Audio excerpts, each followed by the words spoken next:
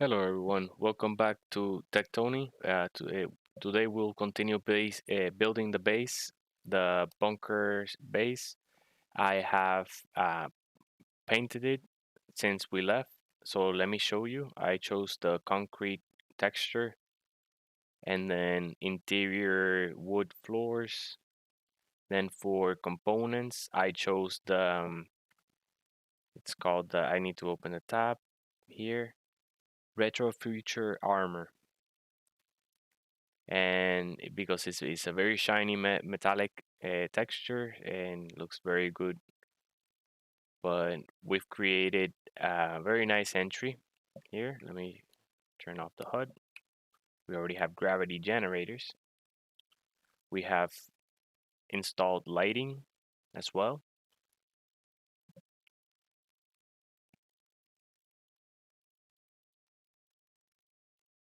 And I'm really liking the concrete texture. I think it's one of my favorite now.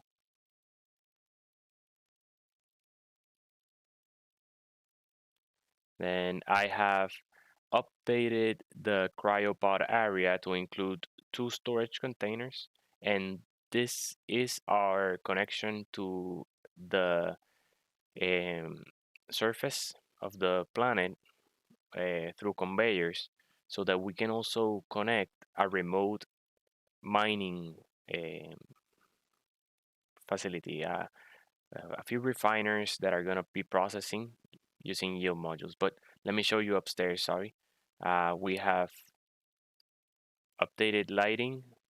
I don't know. I think we haven't changed the shape of it. I did extend here. I opened up a more area, created this area that's gonna be facing the industrial. So if I rotate the camera, here I've started, excuse me, I started the industrial area, but I'm gonna build it fully in this video, and I'll show you shortly exactly how it's configured so far so that you know exactly the entire configuration.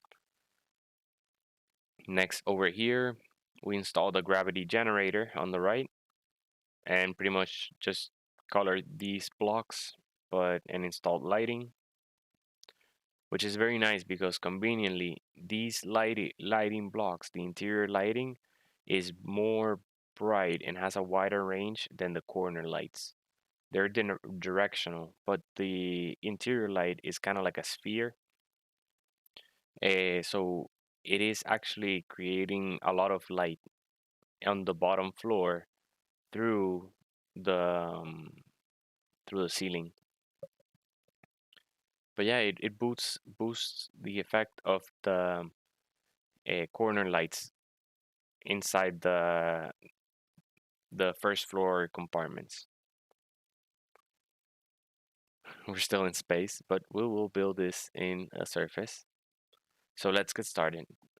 Today we'll continue the base, but on the outside here in the industrial area, we'll polish a fully functional and sorted assembly line.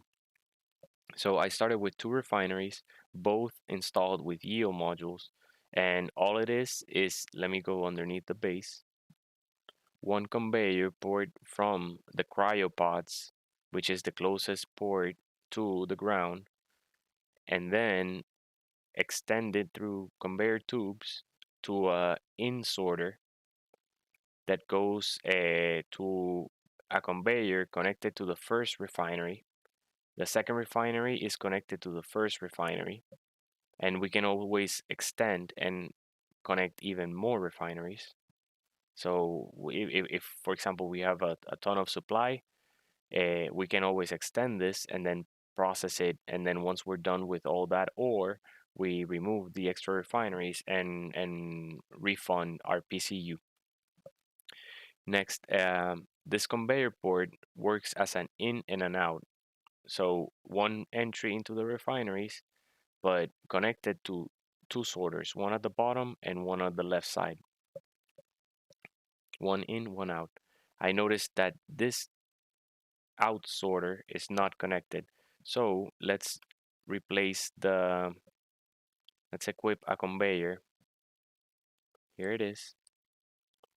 Replace this one with a multiport and then install the conveyor elbow to connect both. Now I'm going to recolor them using Shift P. I copy over the color of the metal and then apply it using the middle mouse button. Nice. There you can see the yield modules, and I've installed them upside down because the superconductors of these yield modules are expensive. They require gold.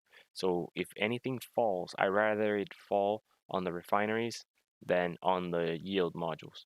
So ironically, right? But yes, even then, we're still going to armor up the the refinery. So I'm gonna copy the color over. We can also hide the port. We're done with this, so let's go ahead and hide it as well.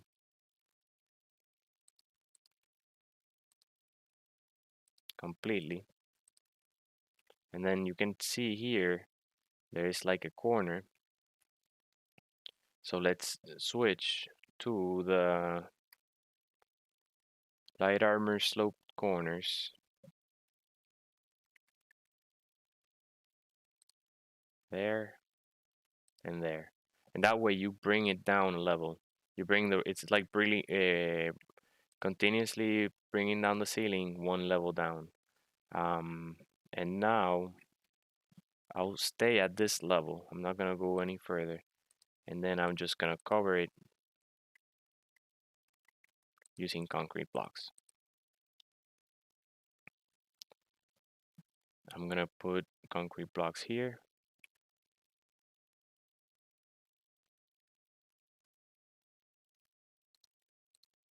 And then I'm gonna use sloped to fill in those gaps. Now that's good. Next, let's add here reinforcement. And now we're gonna switch to the sloped corners and install them on the corners of the frames, supporting or protecting the refineries from any drones or any mishap that may befall them. Yeah. So here we go. We can probably place a window.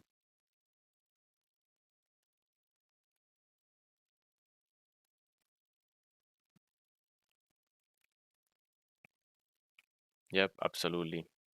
There goes a window.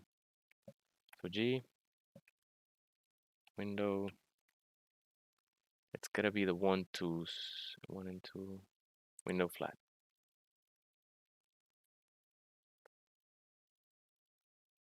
2, 3.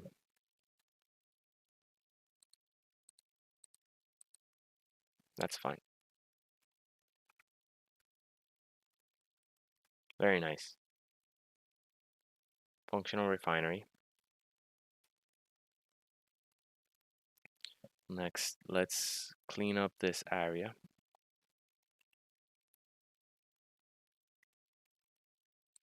Let's install what would be beams.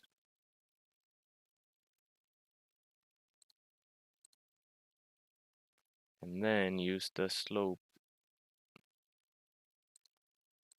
to connect them. Next, we can again use the windows, because even these windows are not just aesthetic. If there's damage, the damage will have to consume the window's health before it starts damaging the refinery.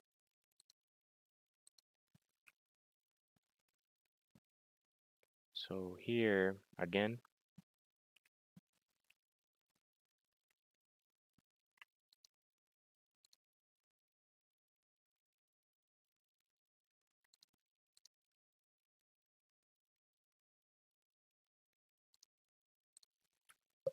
excellent.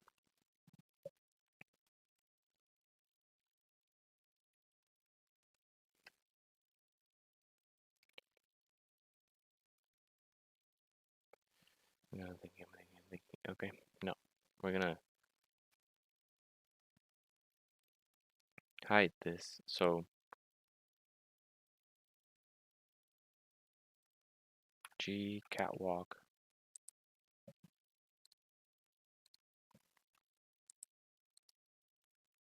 and then one window.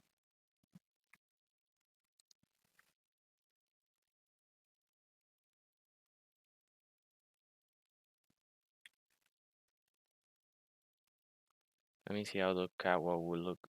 Oh, that is concrete already. Then let me recolor it. Let's go down here.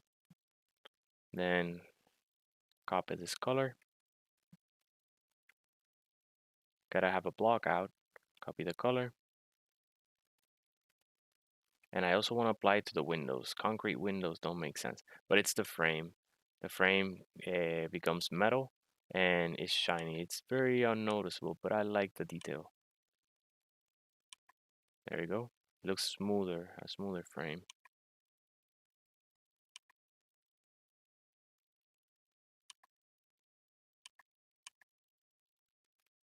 Okay.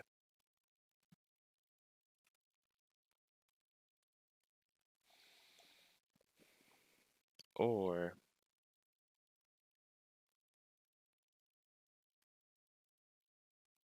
no, that looks good. That's fine.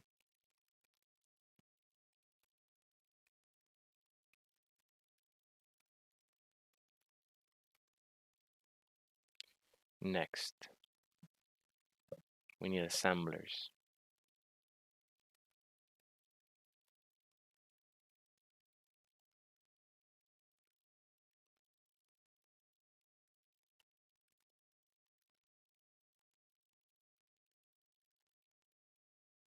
Oof.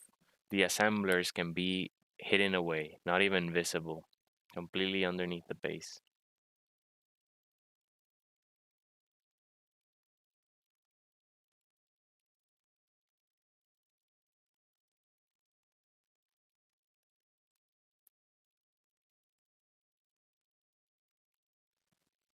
Nice. Okay. Yep.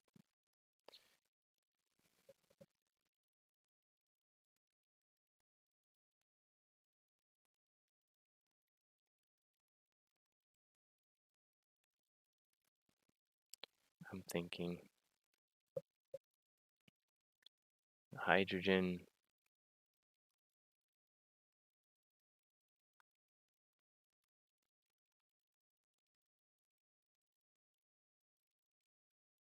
Let's bring the hydrogen over already.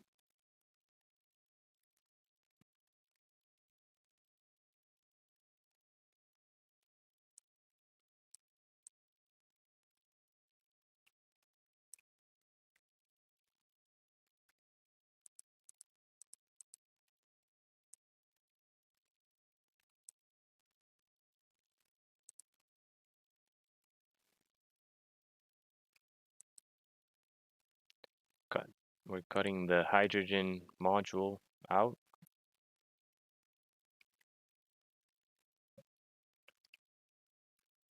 We can actually copy it. Be better.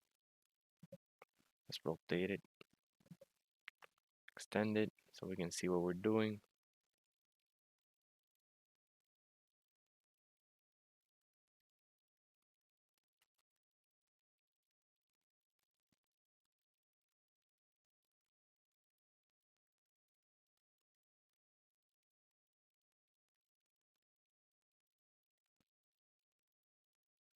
I'm gonna just place it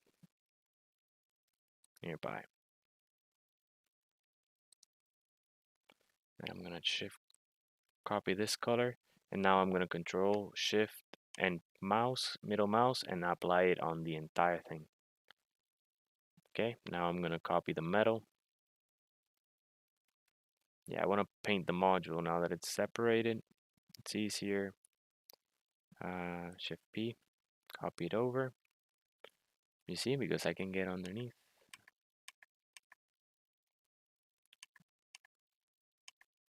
Got it. Let's paint the conveyors.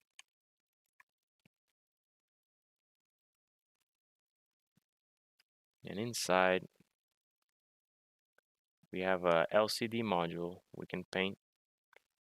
And I'm gonna get rid of the Sci-Fi 4 button because I realized the button panel is only 5 PCU versus the Sci-Fi button panel is 100 PCU. It's almost as costly as a door in terms of PCU. Nice, that looks really good.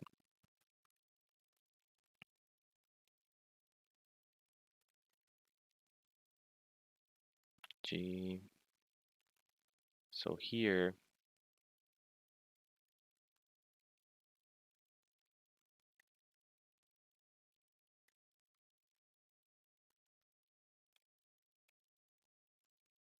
so we'll connect it here. From this corner, we'll extend out and have our hydrogen.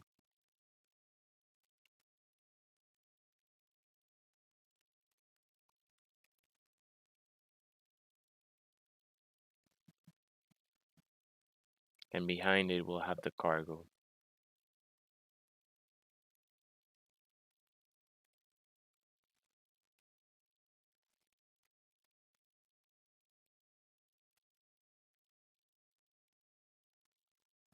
Then we should create a catwalk. Shift P.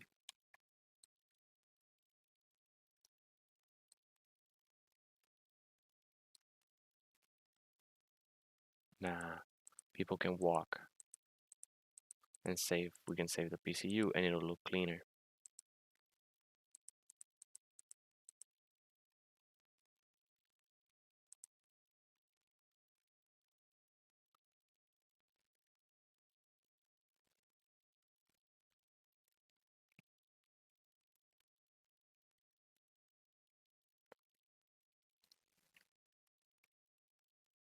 No.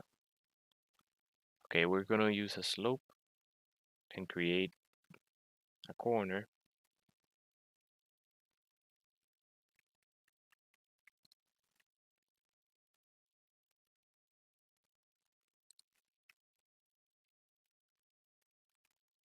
Get rid of this.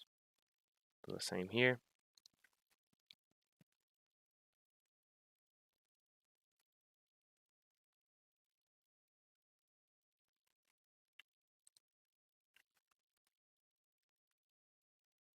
No, I like it like that.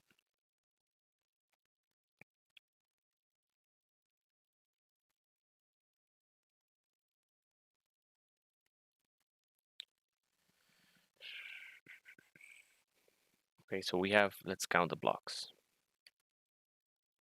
1, 2, 3, 4, 5, 6. Then we have this one offset as well. And it is 1, 2, 3, and then the curve. So 1, 2, 3.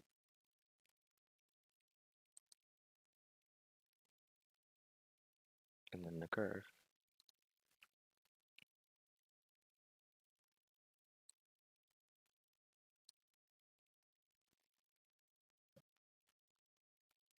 We have 1, 2, 3, 4.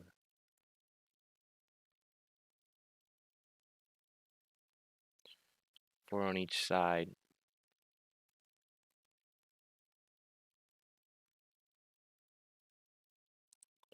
Okay, no. This is gonna stay just like that.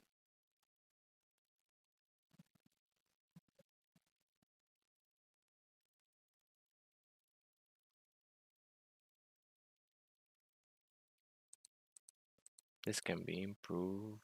So let's do that. Okay, G window, let's use the slope.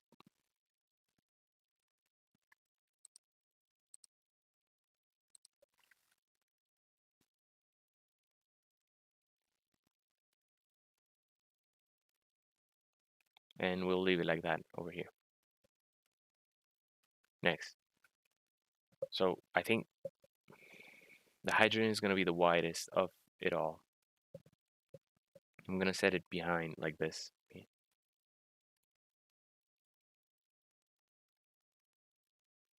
I'm probably gonna get rid of this. Replace it with regular blocks. Get rid of this.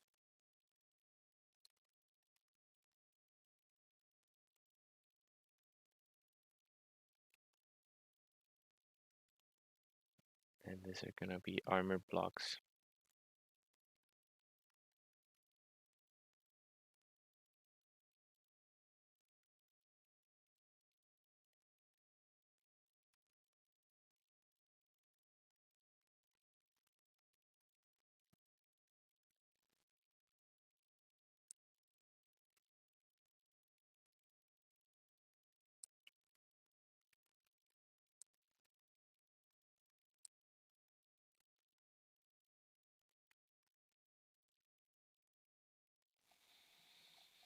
Okay, five. This is five.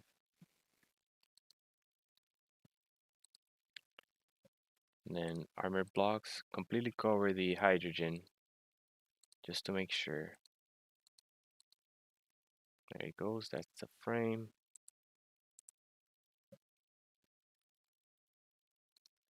Slope there.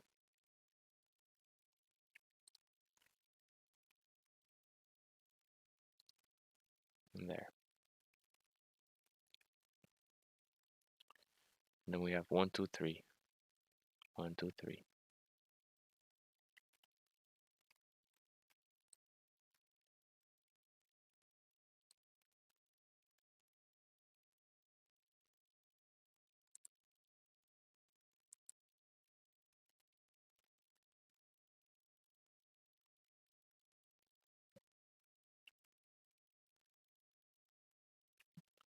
I'm gonna copy it and paste it. Gonna have to cut it actually because the other is in the way.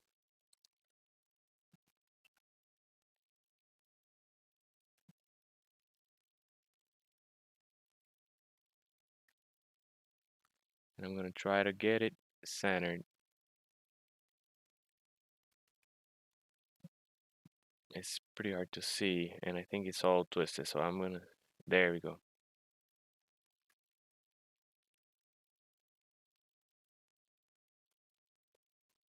Actually,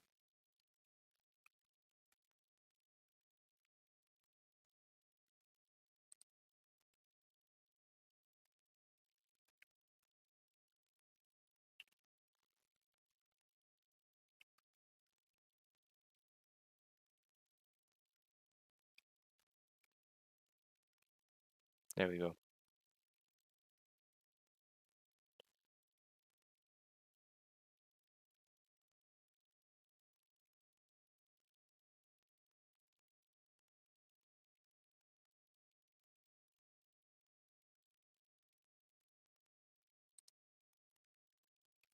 No, it didn't place right.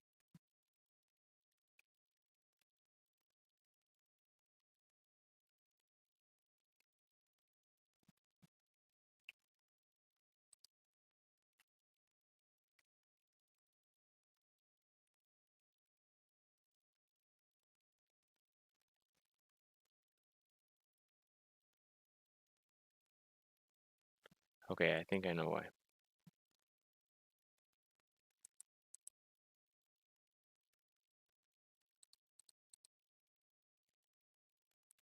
One, two, and three.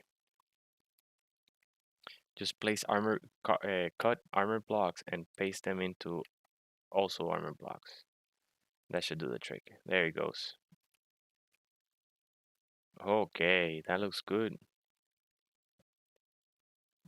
And we also have a catwalk.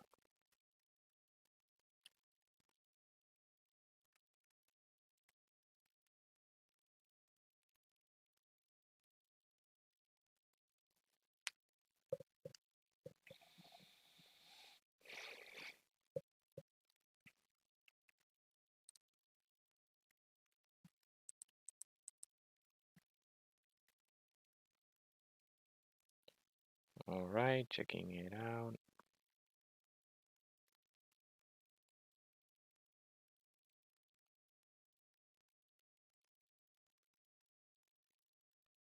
It looks good.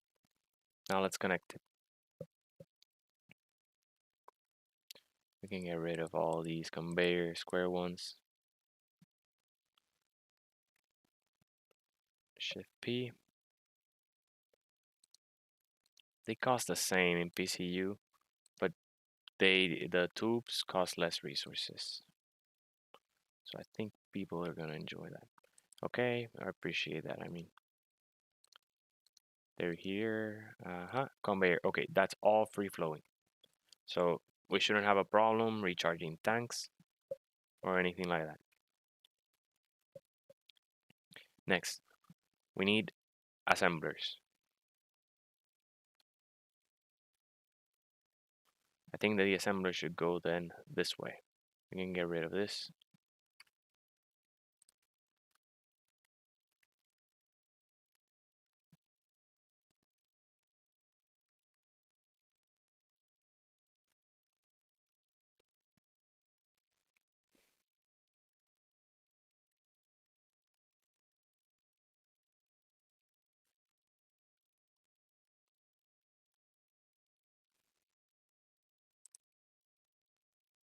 And here I'm going to extend this one.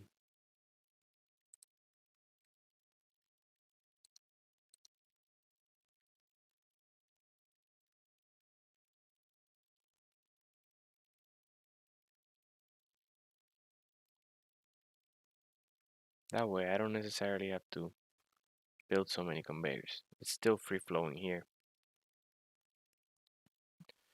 Okay, let's go a tube, tube, and I'm gonna do exactly the same thing that I did over there.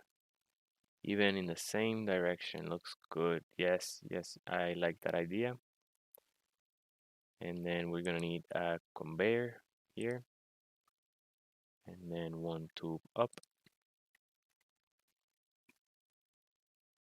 and then it's a sorter downwards and a sorter upwards. A conveyor and a tube. I remember assemblers are finicky, and you want to use two outwards sorters.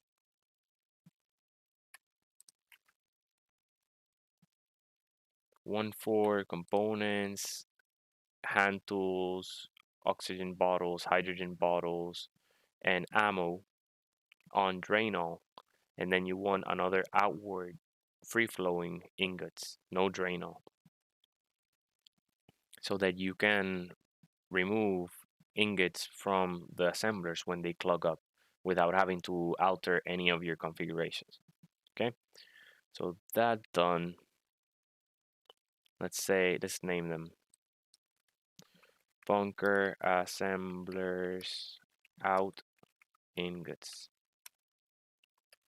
I'm gonna copy it. Let's look for the other ones. This one, assembler out plain.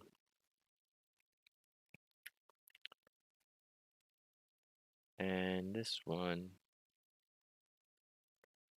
which should be down here. There it is. Assembler in. Okay, let me configure them. I'm gonna exit and open again so they sort. There they are, all three of them. I'm going to say assembler in whitelist ingots. Only ingots enter the system.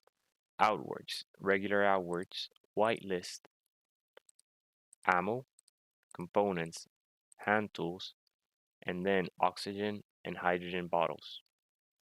So hydrogen will be first. H, here it is, and oxygen bottles.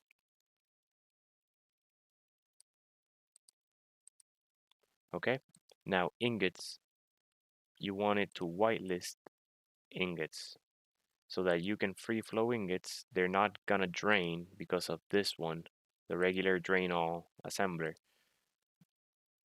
but they can always flow in as well. Drain all whitelist ingots, good. Now,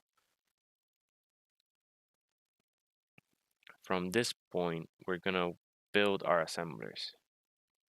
G, assemblers, Then we can build one right there, one right there.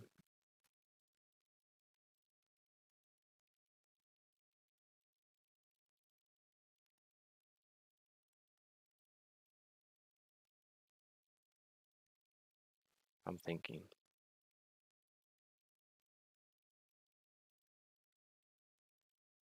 Yep.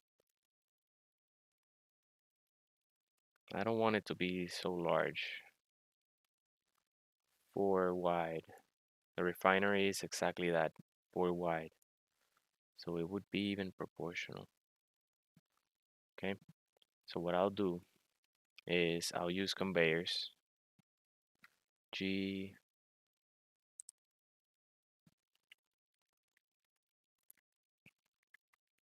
conveyor. Then I want to account for the speed module of this assembler, and then for the speed module of the assembler below it. Let's see how, it's not bad.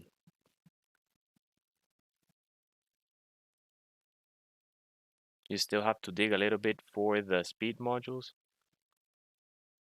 Oh no, this is where the assembler goes. It is bad, it is bad, it's too deep.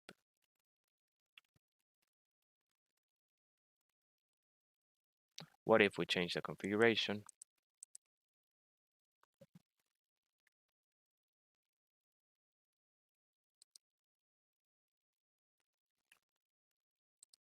Nice, I like this. Okay. Assembler.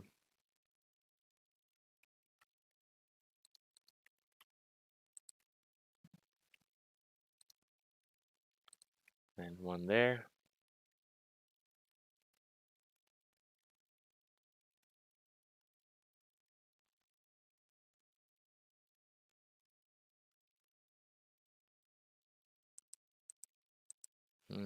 I don't know.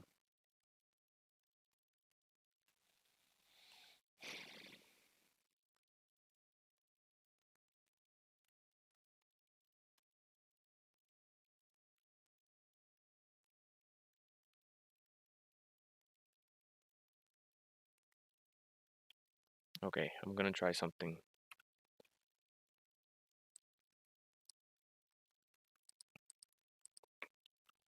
Then G speed modules.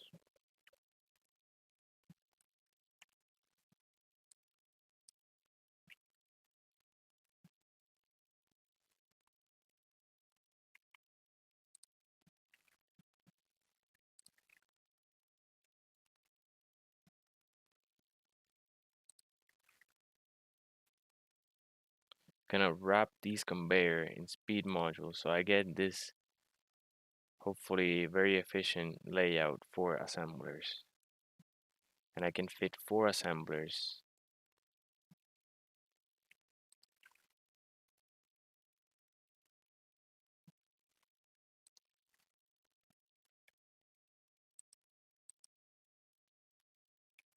Like that.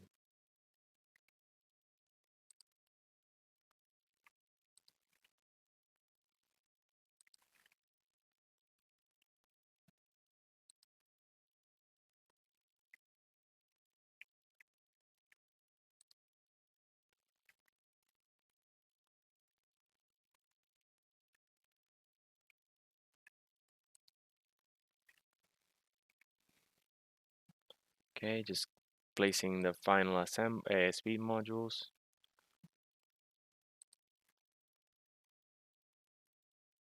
And then now the bottom speed module is just below the conveyors. So it is the deepest object by 1.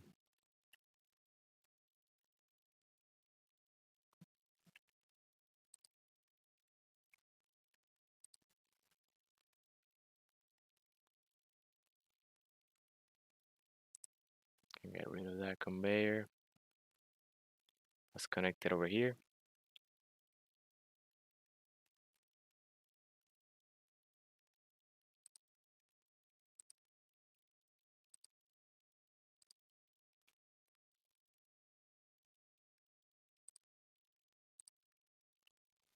All right.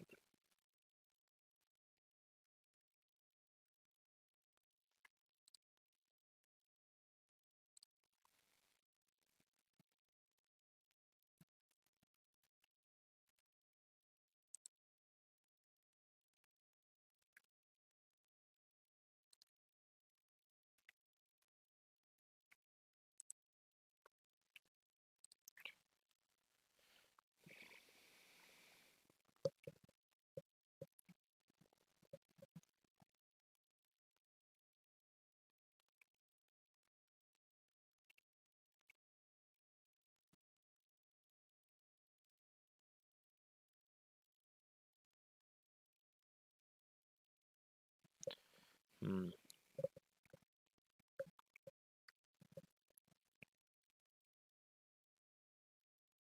What if I leave this area entirely? I'm gonna leave that because I like that configuration.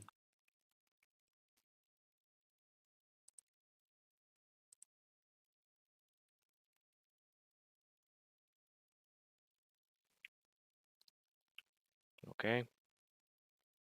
And then an interior one.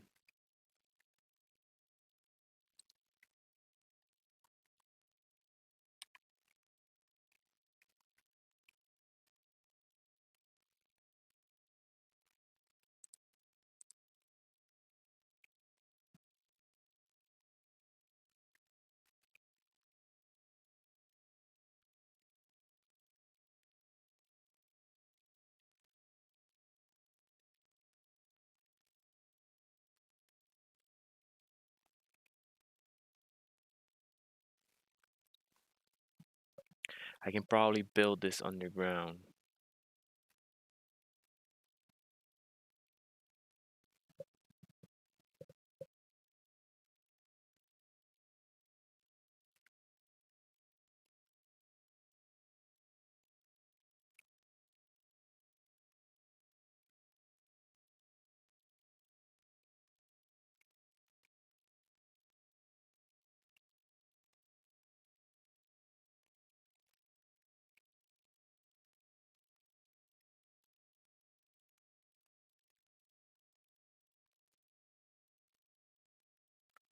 Okay.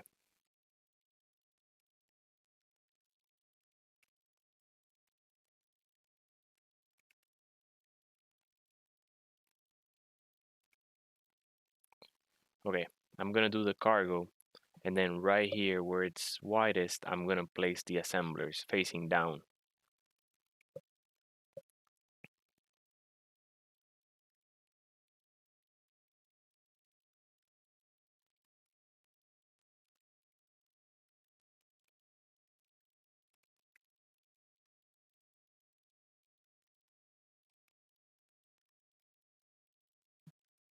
Yep.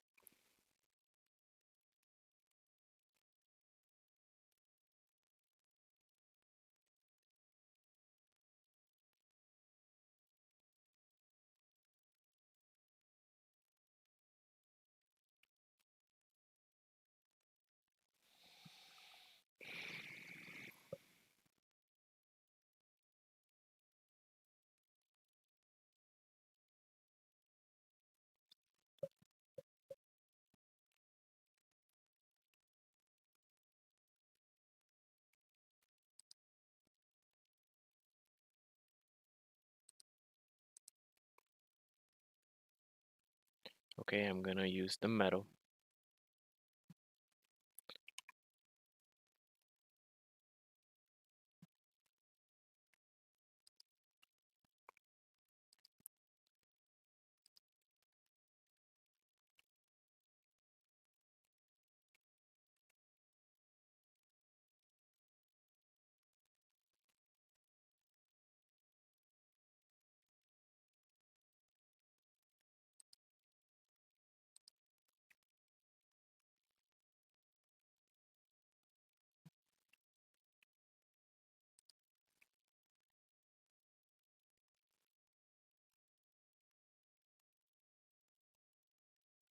Okay, that's 8 cargos.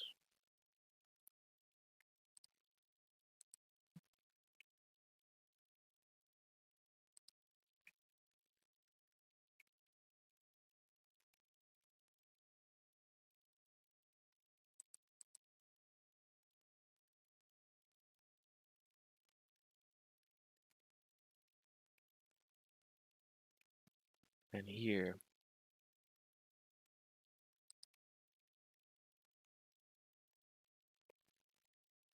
we're gonna create the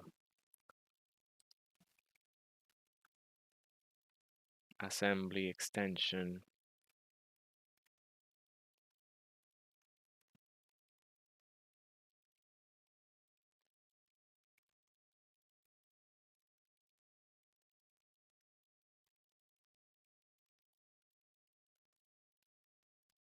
No, no, it's gonna be this way.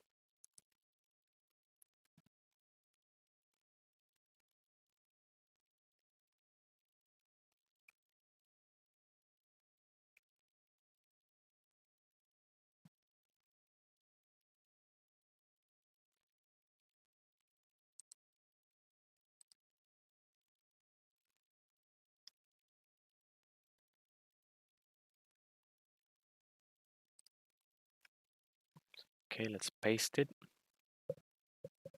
right in the middle. Right there, yep.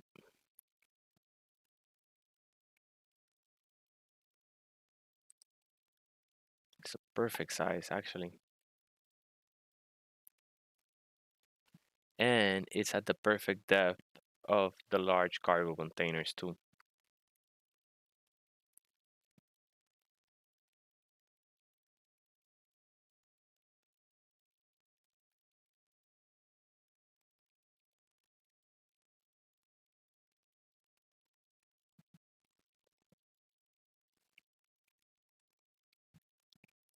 Okay, let's connect here. One sorter in, one sorter out.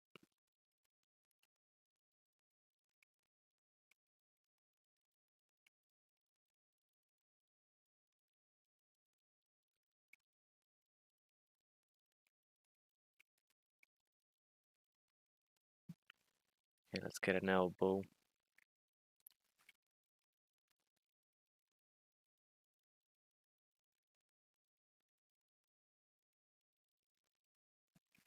Another sorter out.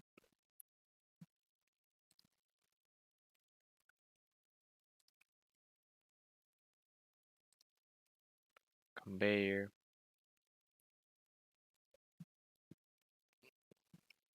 No, wait, what am I doing?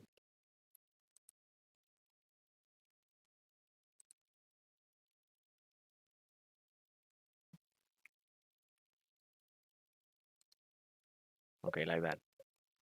One in, two out. Now, elbow, conveyor, and conveyor to assembler. We can save. Ah, it's its own block now.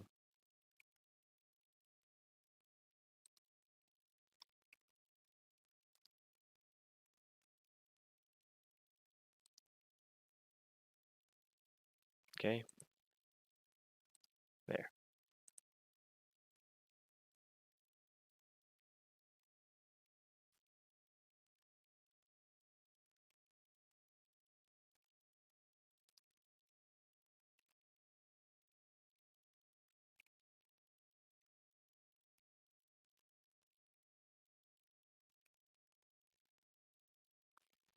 All right, this all fell apart.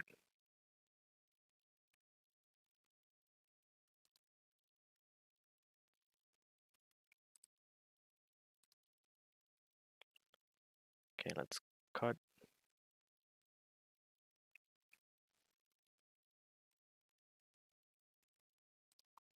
Let's try to paste it back. Got it. Now let's take this conveyor.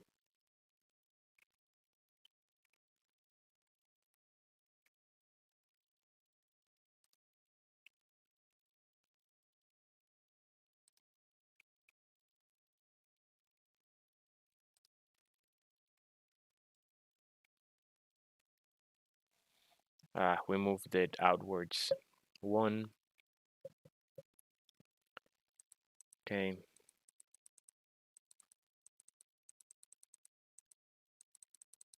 I'll get rid of this. I still have it on the clipboard.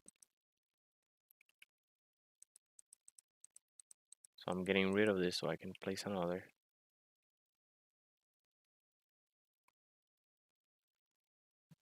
Yep, correct. That is centered. Yep, that is centered. And that's important because I intend to lower blocks in order to cover the gaps. And if there is a block in the way, it's going to leave a gap. So we don't want that. Also, you may want to add support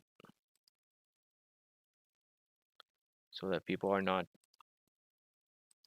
cutting the voxels in order to drop your base. But I'll leave that decision to you. I'll leave it out of the blueprint because it's annoying when blocks are trying to weld in the way. Nice, and look at this. We have more cargo space. Okay, let's change the color.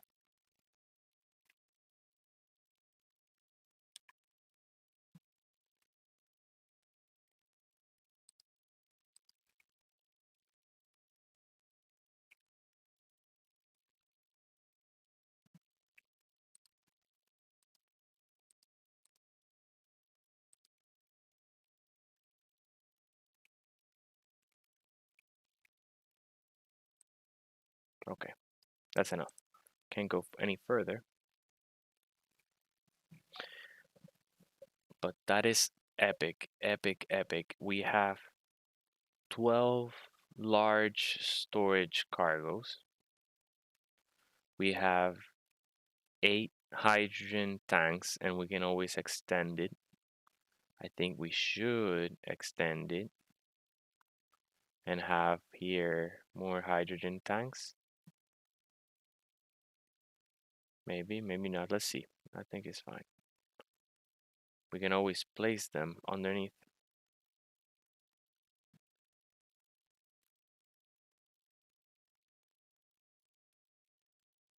There's the silo, voxels, voxels around here.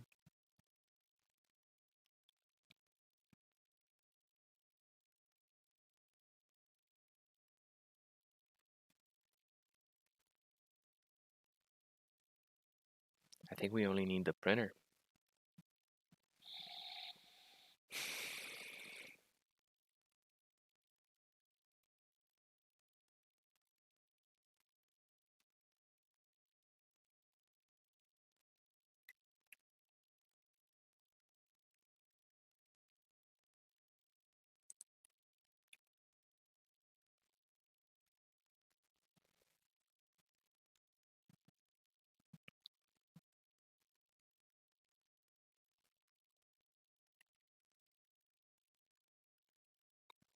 Okay, let me configure the sorters before I cannot see them anymore. Assembler out ingots. Let's already configure it. Whitelist ingots.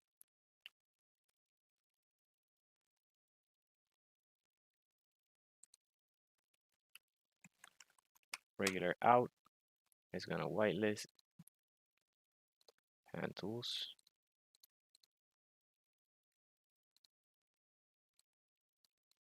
Ammo. Components.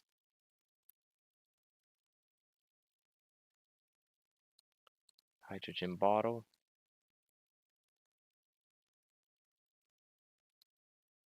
And oxygen bottle. It's gonna drain them all. Next, we need to configure the in. So hard to get to it. We'll have to get rid of this one.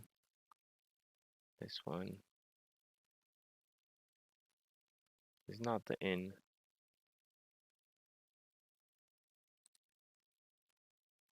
Let's put the junction back. Let's try to get this side. There it is. Oh, okay. And this is the in. So it's gonna whitelist ingots. So so that the assemblers can pull from these cargo containers, and then as they build, the out will drain it from components. It will not drain the ingots, otherwise it's gonna create a loop. So that's why we have a third sorter for ingots to free flow without drain. Okay, and then assemblers are ready.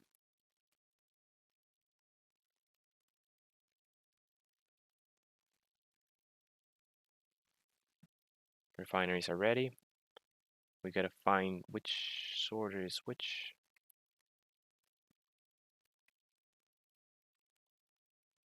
Let's get rid of this block. There is the out. So this is out, but this is for the refiner. Refinery out.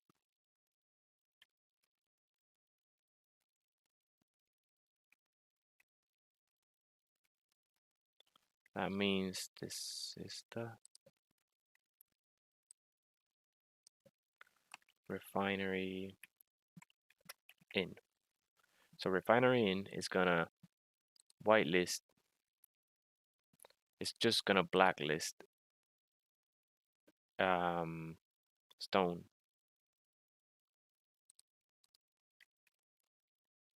because these are yield refineries. And the out, oh, it's gonna blacklist stone and it's gonna blacklist ingots too.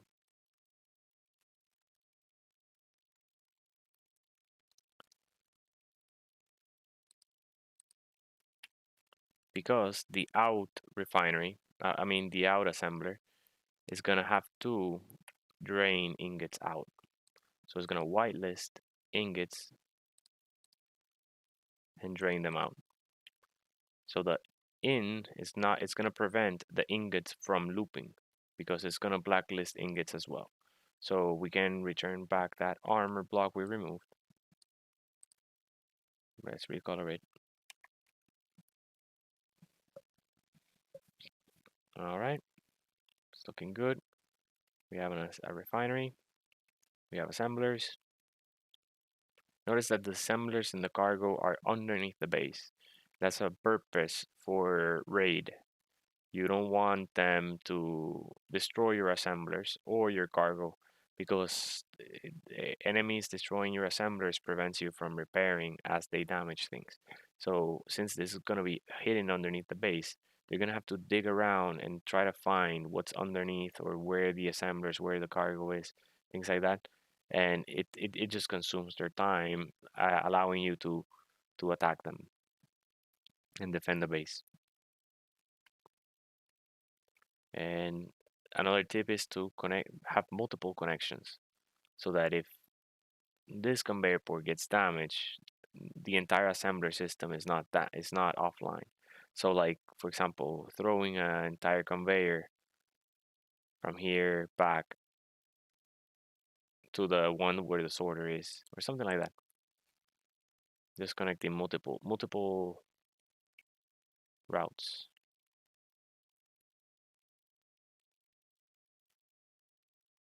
I think this is it. We have a fully functional base. We can always grind away materials here and add refineries if need be. I think we can use this area to place speed refineries.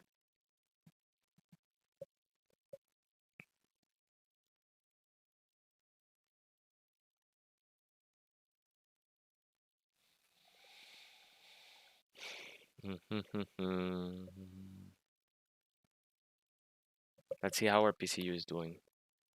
Only 6,000 PCU. Of course, we can afford speed refineries.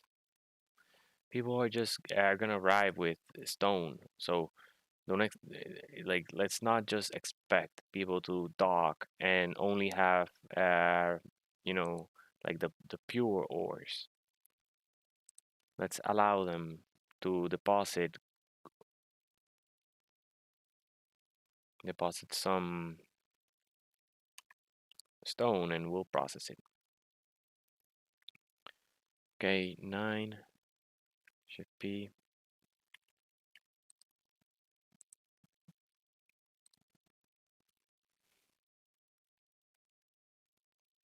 same deal. It's the same symmetrical configuration as here. One conveyor tube, one conveyor junction, sorter in, down. Okay, yeah, done. So here, one conveyor junction, one conveyor tube, one conveyor junction, one elbow. I'm gonna color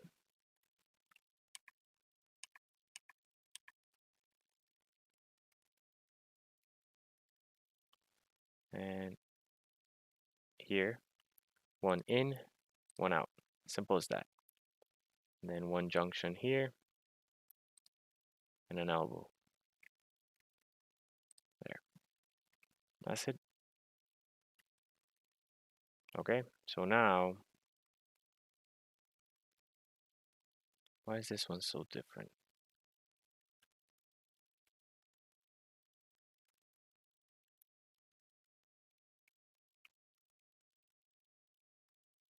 There's two concrete blocks before the conveyor.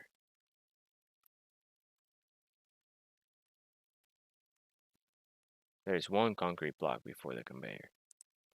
That's it. Gotta extend one.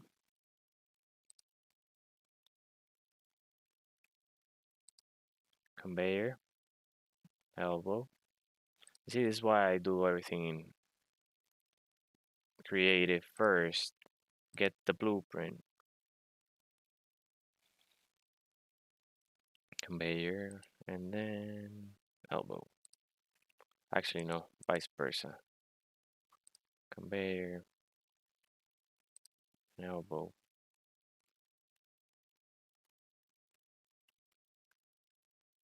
Because this is the center. No, no, no, no. I was right. I was right in the beginning. Okay, elbow on this one and conveyor on this one. I want to confirm. Yep, yep. That looks good. That means refinery has to go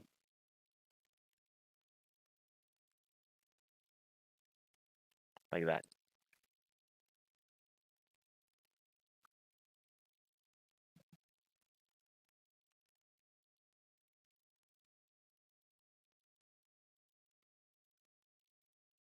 Boom.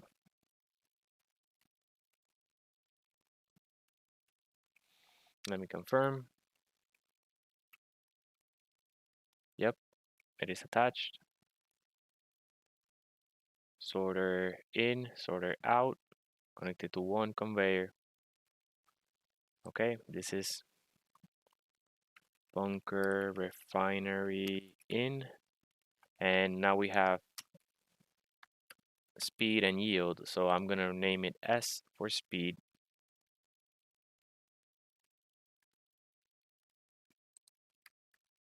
And conveyor S out. Okay, conveyor S out is gonna whitelist ingots and it's gonna drain all. And conveyor refinery in is gonna whitelist stone because you don't want, I'm not gonna say ore, you don't want your speed refineries to be processing your valuable gold or platinum or cobalt. We have a yield refinery for that. So we're going to only allow our speed refineries to process stone so that our system doesn't get clogged up.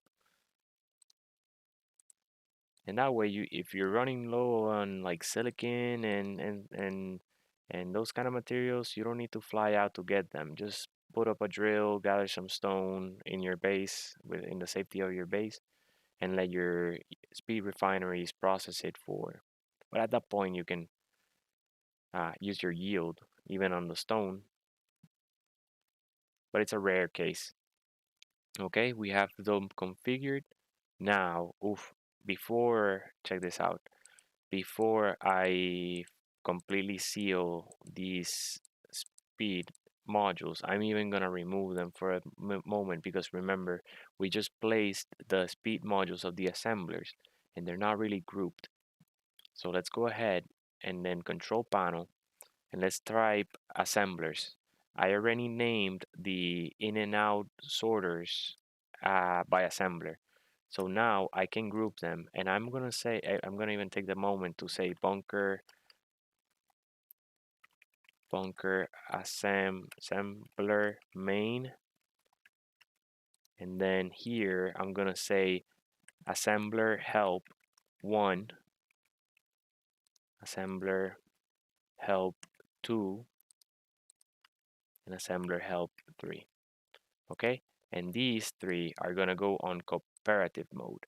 This is gonna be the main one, so it's gonna stay off cooperative mode, and that way we're gonna be able to process when we queue up anything. It's gonna be processed by all 4 assemblers, not just the one that we queued up in. Now let's create a group for all of them. Bunker assemblers. This way, I can turn off the entire configuration by one button. I say bunker assemblers off, and it turns off the sorters, the assemblers, and shortly the speed modules. So that's why I removed the ones in the refinery, because now all I'm gonna see is a bunch of speed modules. And otherwise, I wouldn't know which ones belong to the assemblers and which ones belong to the refineries. But since I removed them, I know that all these belong to the assemblers, so I select them, shift click, scroll up, and then control click on bunker assemblers, and notice that grabbed everything from the assemblers and also includes the speed modules in the bottom.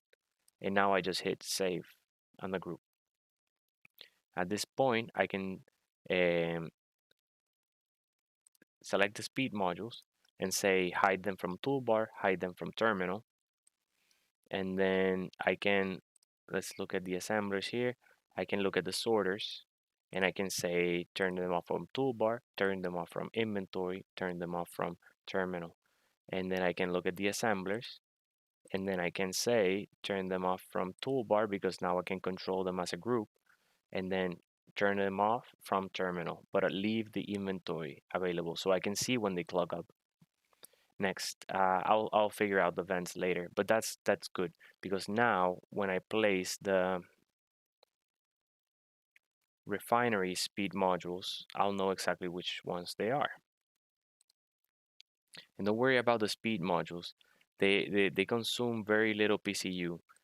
It's only 1 PCU per module, per upgrade module, but they do consume a ton of electricity. So you want to be able to turn them off. If I'm not using the speed refineries, I turn the entire configuration off. If I'm not using the assemblers, I turn the data off.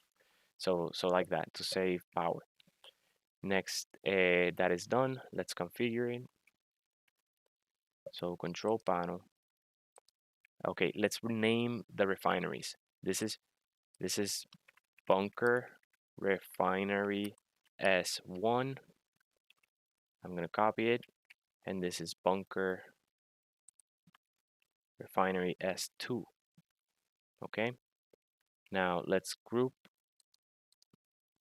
Okay, refinery S, and now I can see the refineries and their sorters. So I can say bunker refinery S group and save it. I can at this time hide this refinery from toolbar and from terminal, and I can hide the sorters from toolbar, terminal, and inventory.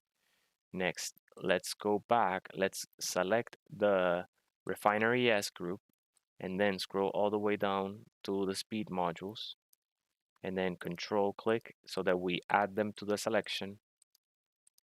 And at that point, we can save them into the group.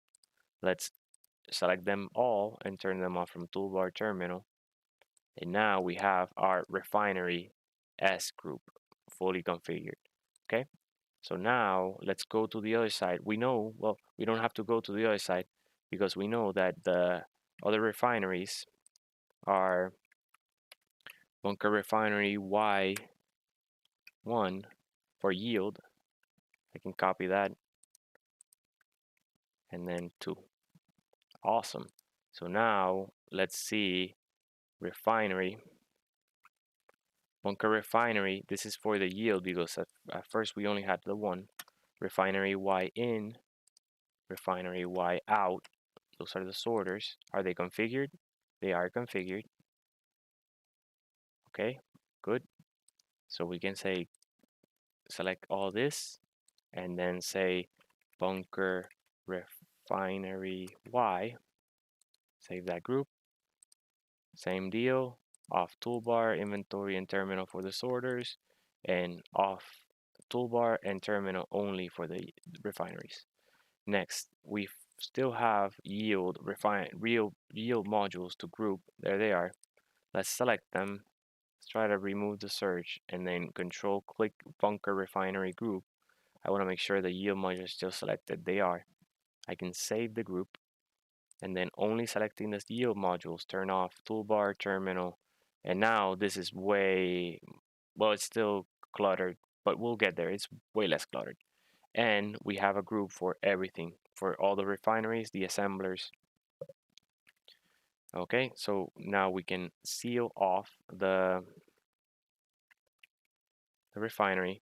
Let's copy the concrete paint and then let's wrap. Okay, we're gonna need to wrap more than that. See, that's the same level.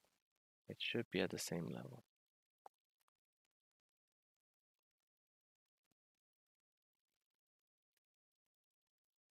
Yes, it is. It is correct.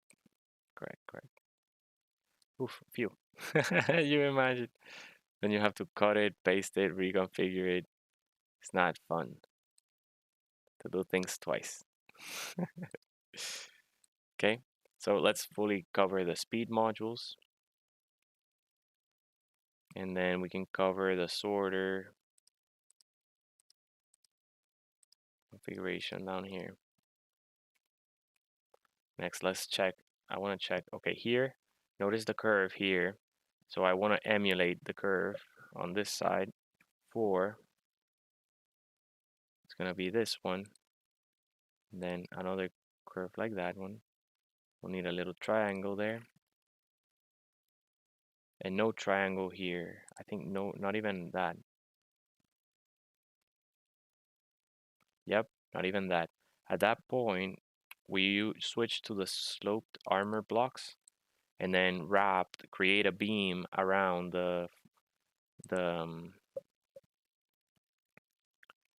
refineries. Let's do the same thing here. We'll need armor blocks. So let's get rid of this. Then let's say armor block, boom, boom, boom, like that. Excellent. Get rid of that. Now here,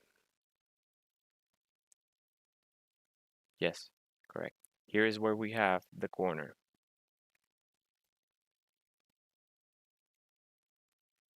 Like that. We're gonna leave this like that. And we can look for the slope again and continue the other beam. I'm gonna look at the corner, how it's done. Easy, easy peasy. Okay, so let's go back to the sloped corners and then add the corner of the beam so that we can connect one beam to the other.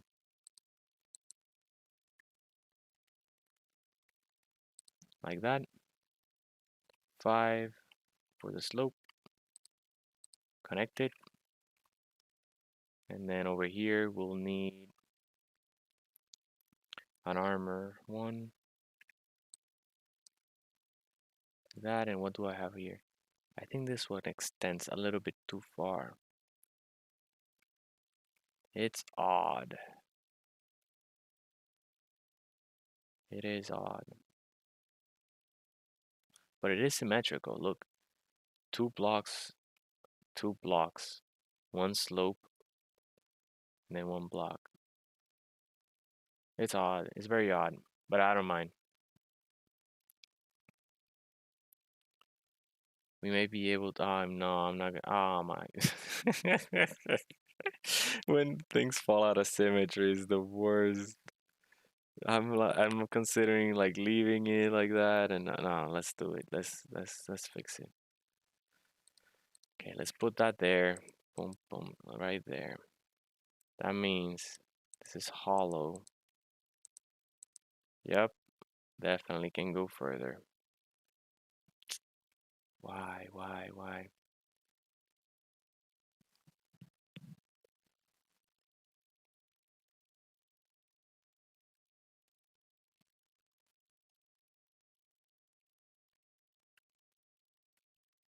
It was right. There was one block. Urgh. Okay, we can do this. Let's see how I can do it even quicker. Everything in front of it is correct. So I can cut, cut, cut, cut. And over here, I can cut, and cut a little bit more. And therefore, I should be able to cut there and there and there and there. I can place them if they're wrong. But now I should be able to cut there. It is its own grid, but it still has its group. And I can cut this group. Oh, we got that out of. Let's get rid of this. I don't care about the armor blocks, but the group is what. Yay, there we go. We did it. We fixed it. No hassle. No hassle. Now it's symmetrical. Symmetry.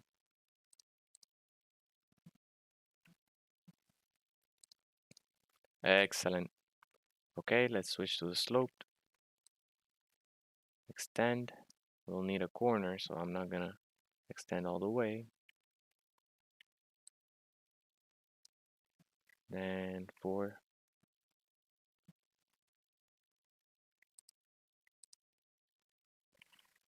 the corners, trying to be quick about it. Nice. Symmetry. Let's get a window. Window 1, 2. Timer block not needed. And then we're gonna put windows like this, just like we did on the other side. Excellent. Okay, over here, what are we gonna do? Is this right? This is right. Okay. Here goes one.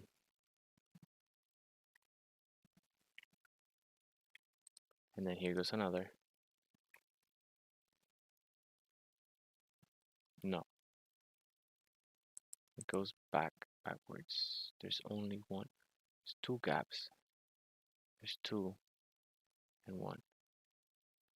And then there's two.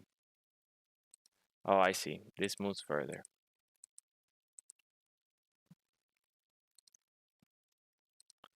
Okay.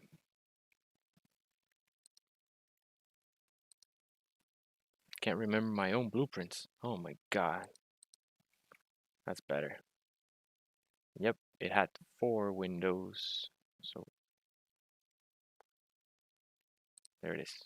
4th window. And then that means 2. Yep. Then what do we have? Okay, well, let me place the ones I'm sure of.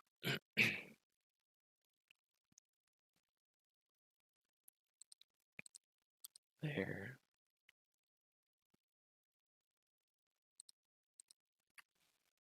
And on the other side. Oh wow, the boys is going. It's almost gone.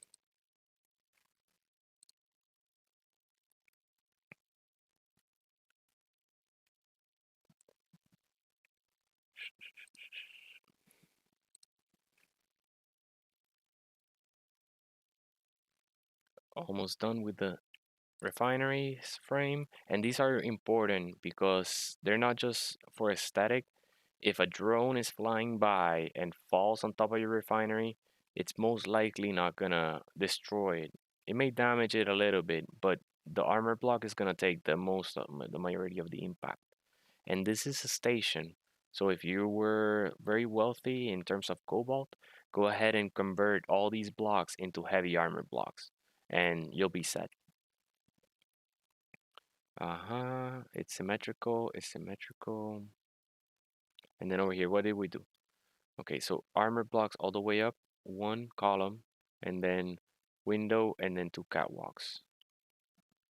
Okay, so here we switch to cubes, pop up, easy peasy. And then we look for let's use the window. So we're about to be done with windows. Let's replace it with a catwalk.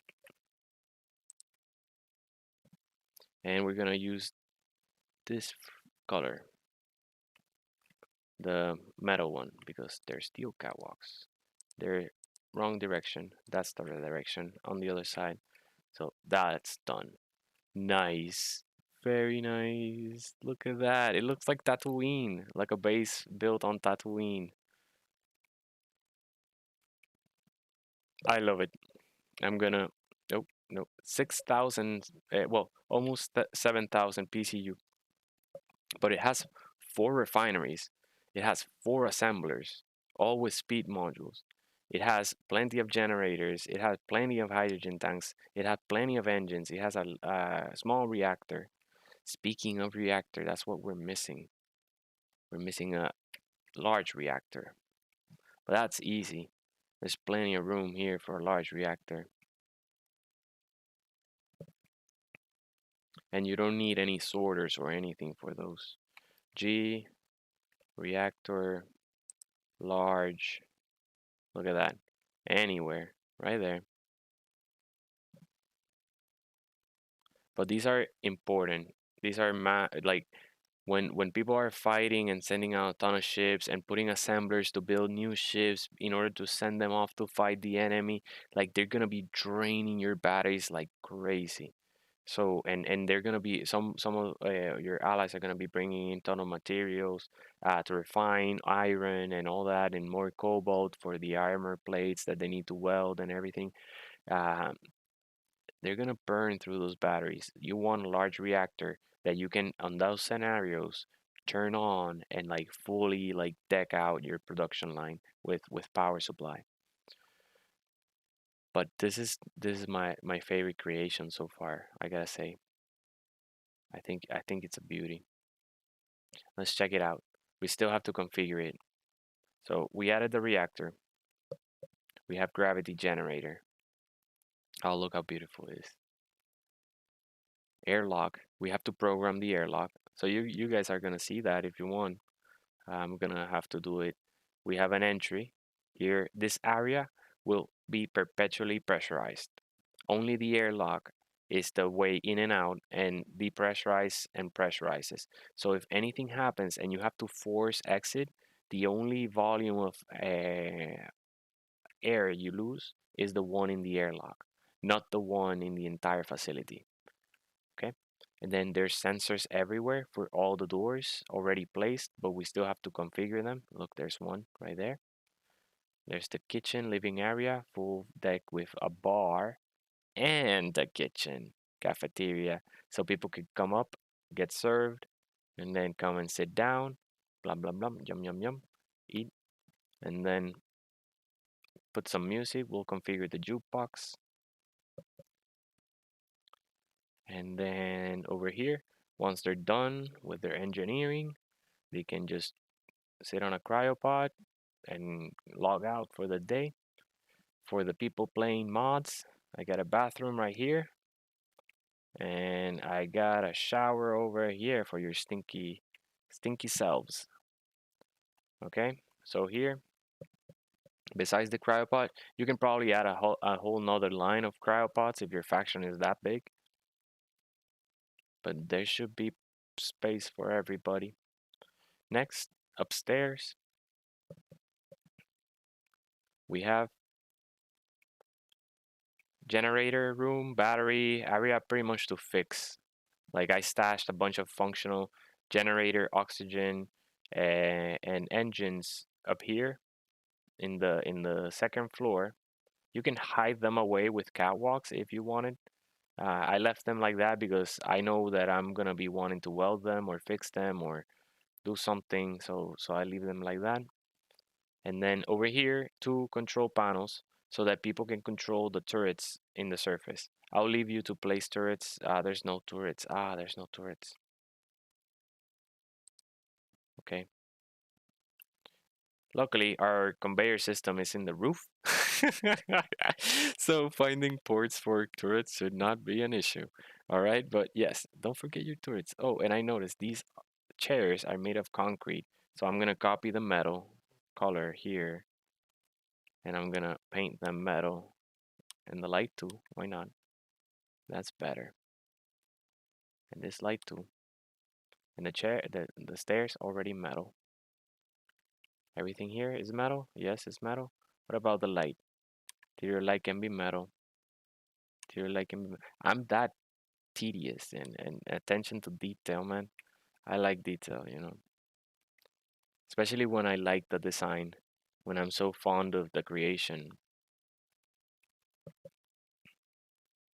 Look, that's awesome. This is a glass, and we can see the hydrogen tanks there. We can probably put a transparent LCD panel and check our hydrogen and oxygen levels right there.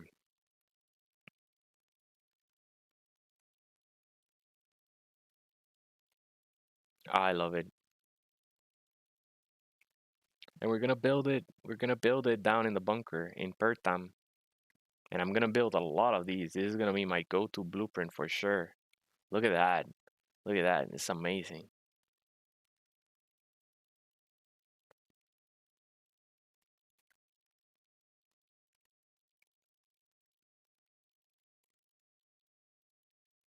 Oh man, it's epic. Oh, windows. Windows here.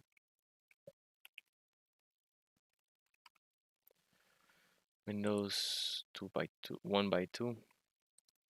Right there, right there. We got it on this side. Didn't get these.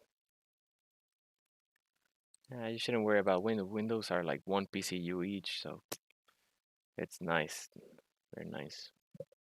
And actually, they save you blocks because notice this 3 by 3 or 2 by 3 would be 6 PCU if I build it with armor blocks. I occupy the same amount of space with armor blocks. And it's only occupy 1.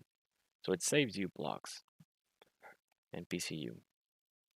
Plus, it lets light into your base, which is epic. Love it. Love it. Okay, final touches. In the blueprint, I am going to lower the armor on the exterior so that people can weld up to the edge of their terrain. Notice I'm only gonna do it on the edges of it. And and then you can always set the height of it of whatever you want.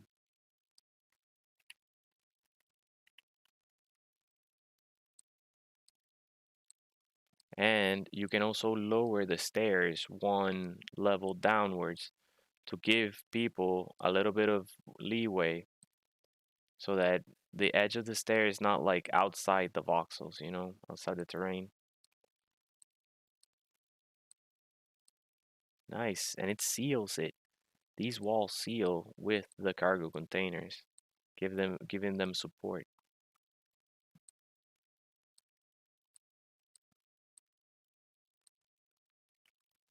It's a bunch of extra blocks, but remember, when you build it out, you don't actually build all these armor blocks. You build like 2 of them in one corner and then one of them in another. It depends on the surface, but remember the surface is not perfect. So I want to give you a little bit of extra depth into the blueprint so that when you load it, you can fill all the gaps without having to like manually start placing blocks or anything like that. So boom, if you're liking this video, please don't forget to like, subscribe, hit the notification bell if you haven't already, and then we won't be missing any more TechTony. Okay? So here, let's fill in these gaps.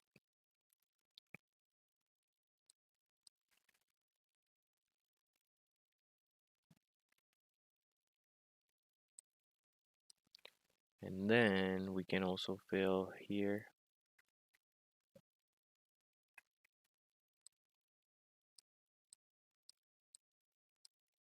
Let's get the rounded ones.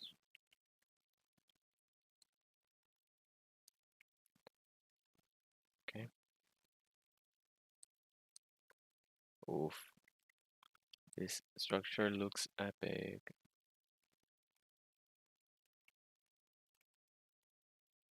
I can probably use the rounded here.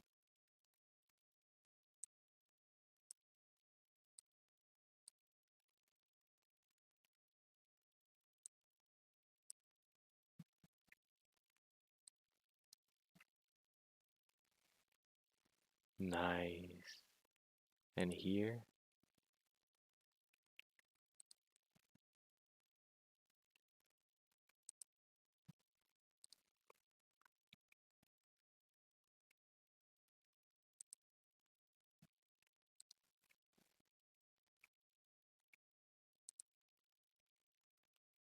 No, no respawn.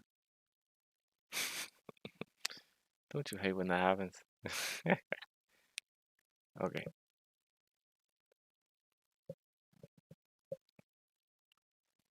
Let's finish by continuing lowering the blocks all around.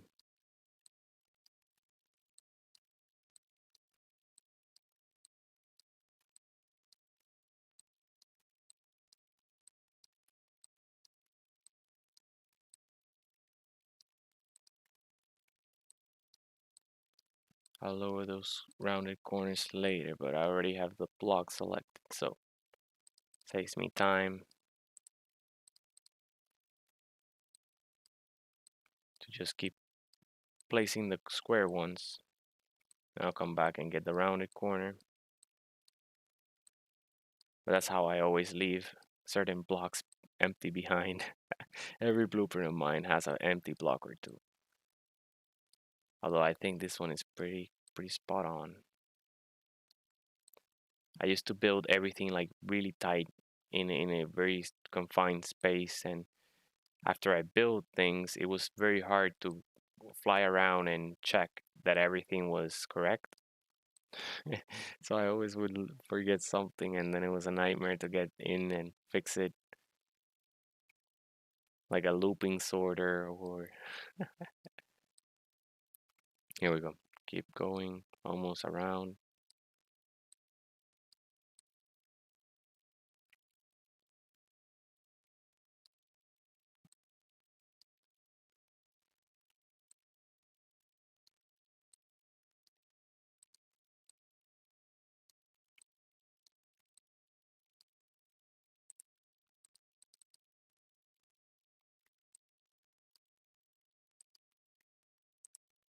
Okay, yeah, that's corners that we have to fix.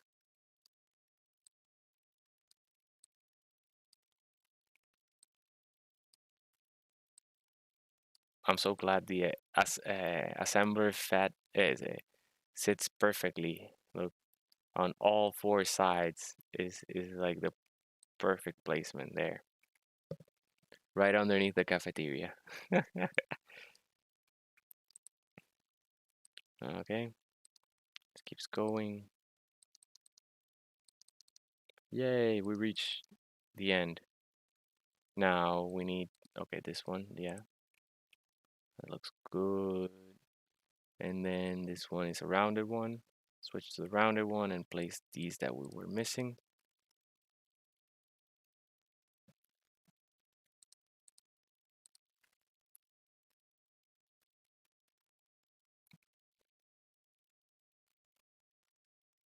Where's, oh, here.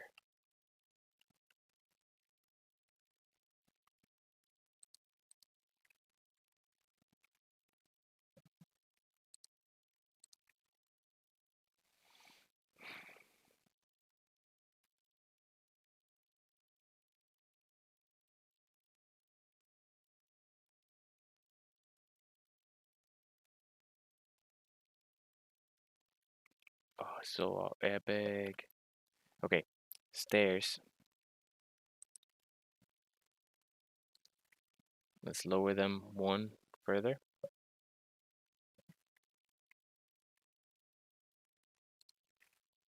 Okay, we're gonna have to color them.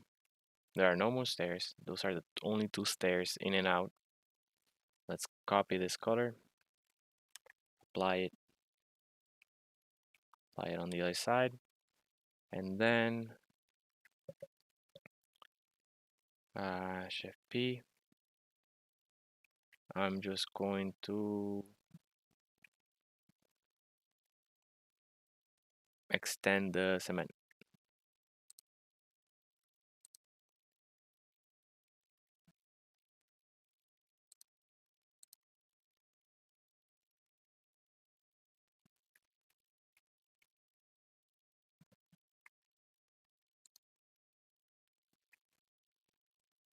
Okay, slope here.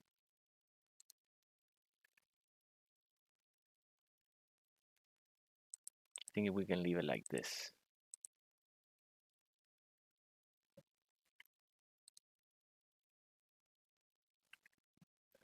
6.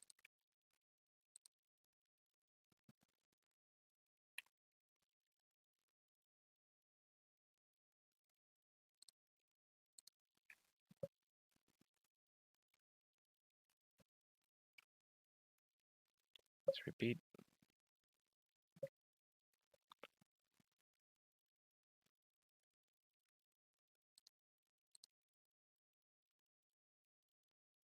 We're leaving it like that.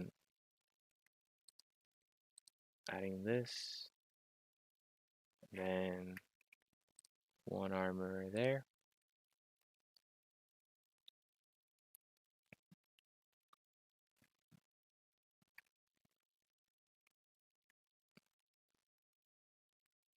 We're adding the corner. Triangle here. And then sloped 5. Like that. Okay, awesome. Something can fit here. Someone can park something here. There should be a conveyor line here. Let's put a connector.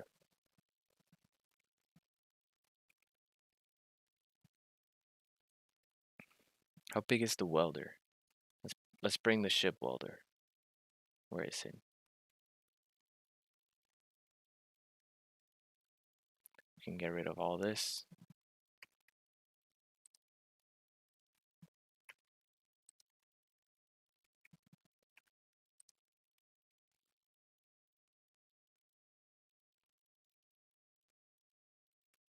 Here's the welder. I'm gonna Control Shift P. No, Control Shift middle click and convert it everything into concrete. Next, I'm gonna cut it and then bring it over here.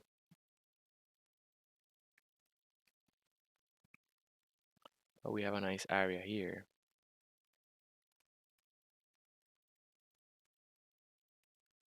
And what do we have down here? We have assemblers. No, these are not free flowing. Let's choose another side. Let's choose this side. This is gonna be our printer area. Okay, Shift paste. Gonna move it, close. It's upside down, that direction. That's good. Leave it there.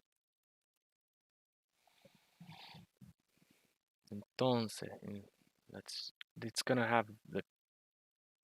It's gonna have to be this way, exactly that way, in that direction, with the cockpit and the piston facing here. But we want to give it a little bit of distance. So let's give it 1 block. And let's say it's gonna be at this level.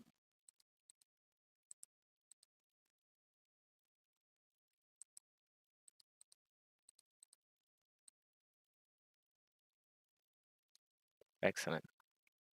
Like that. No, people are depressurized. G. Okay, window.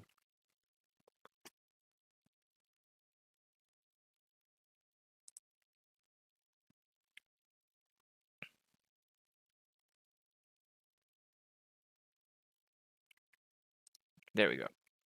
Okay, people are safe now. Here, now, let's count the blocks that we have available.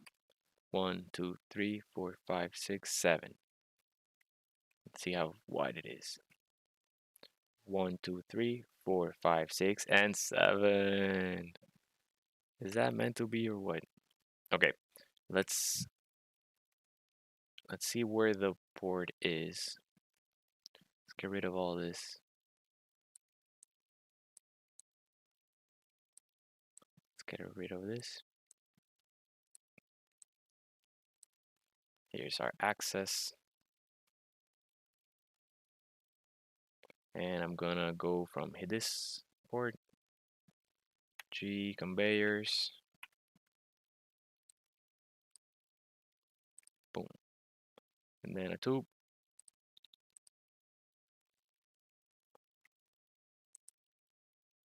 and then a elbow, and a conveyor junction.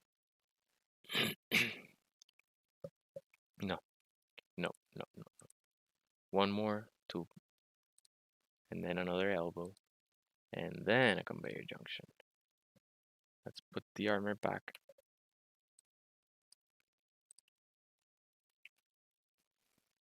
And in this conveyor junction,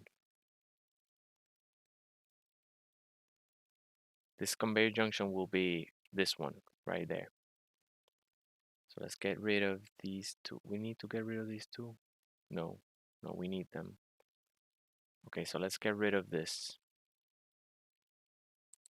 and this. Cut. Actually, before. Now that I have access. Are you flying away? Yep, it's flying away.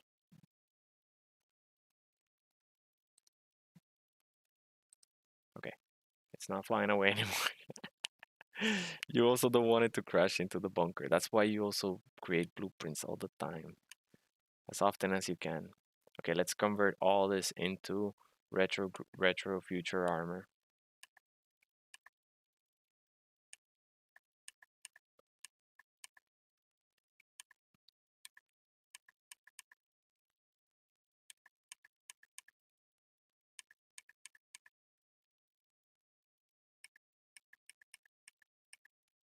Okay, now let's go underneath and get the conveyors.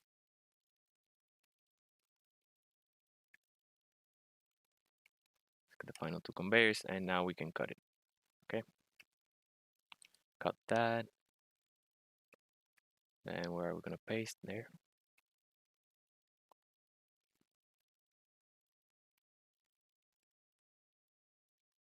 It's too tall.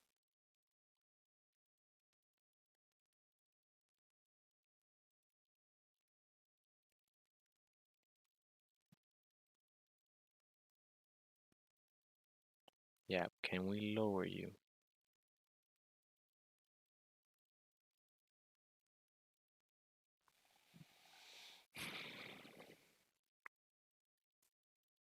No, no, we can't.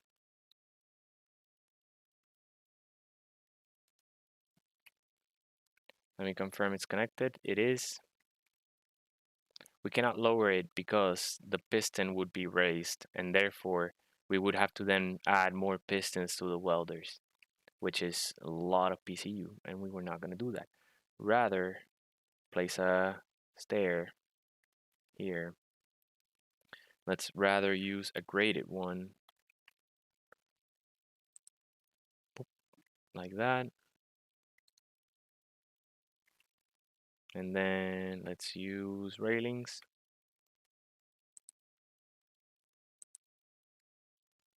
Railing straight, like that. Let's use railings here as well.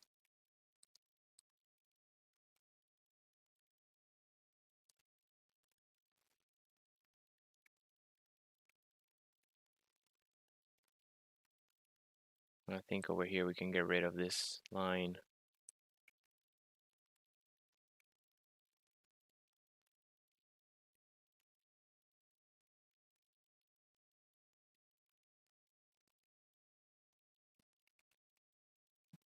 Okay, Shift P.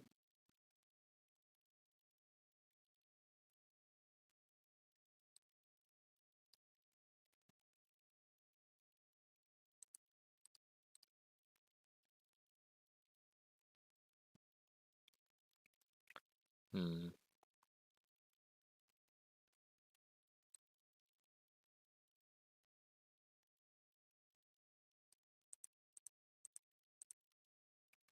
Okay, I think that's better. We can get rid of one more.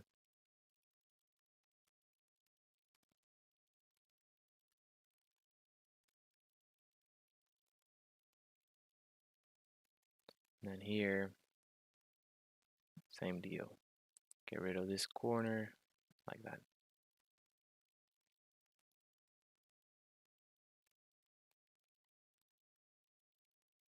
Excellent, excellent. Now let's get rid of these catwalk, this side, because we have to, oh no.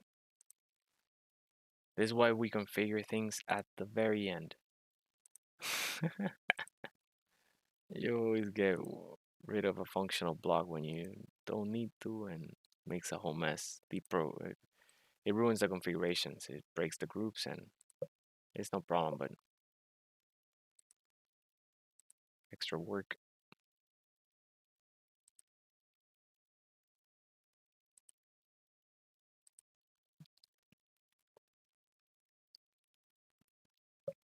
What if I get rid of this entire line?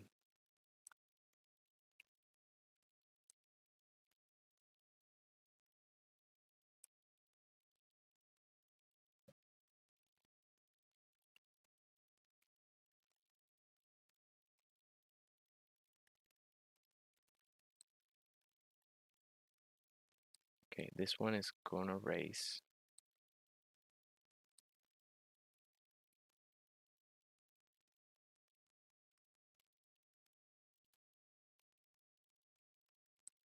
I'm gonna get rid of all this.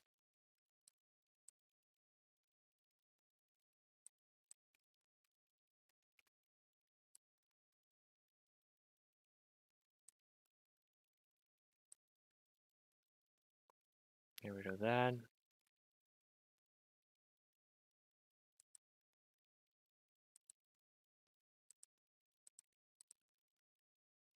Gonna add curves.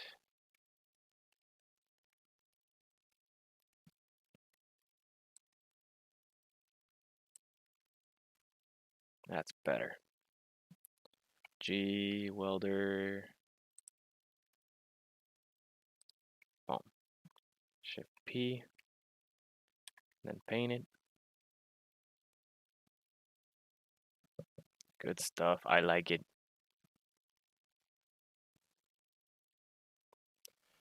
Okay, so here what I plan to do now is we can get rid of all these armor blocks.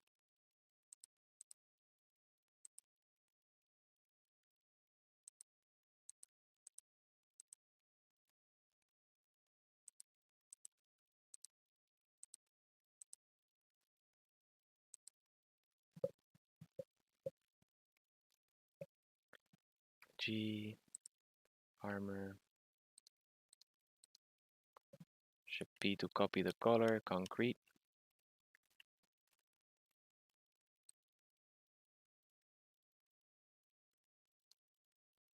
No. We can drop an angle.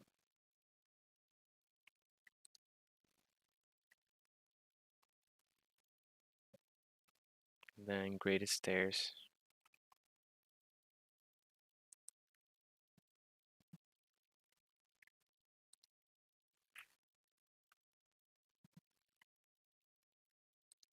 Graded stairs over there.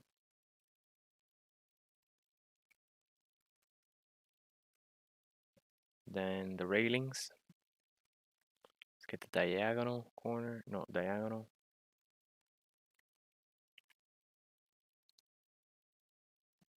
And the straight.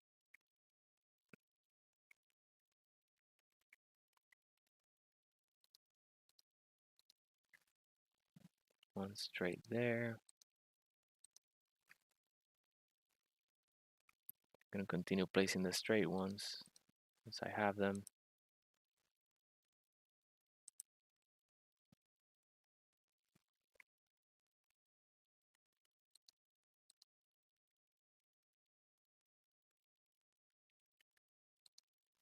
Now let's switch and replace that armor block.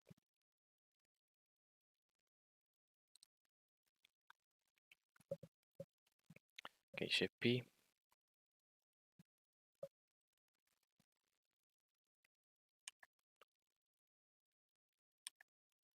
I want to make sure that, notice that I was using the concrete color for the railways, so it doesn't make sense to have railings made of concrete.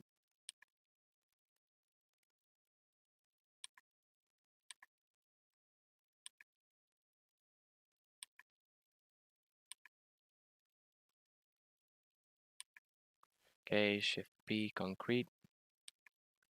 Paint this. Okay, I didn't get the concrete.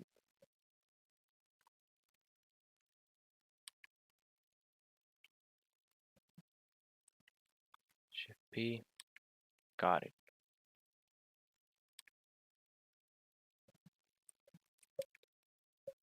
Now let's put in the armor corners.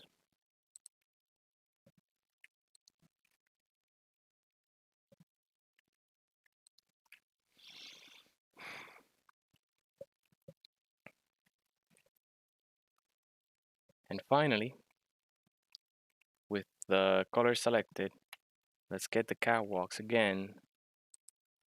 And let's get the created catwalk straight. I guess it's called the same.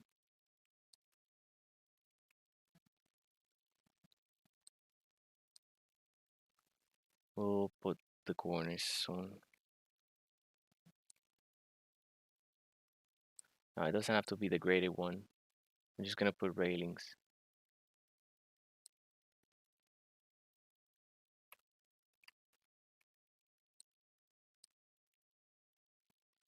It's gonna be railing double.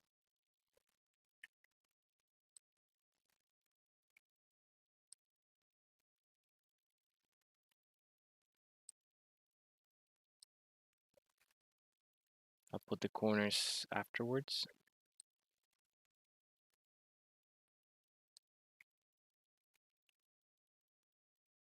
Here's the corner.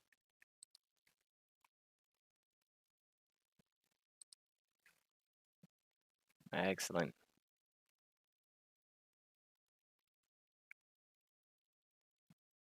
So we have a ship 3D printer installed. Let's lower it though.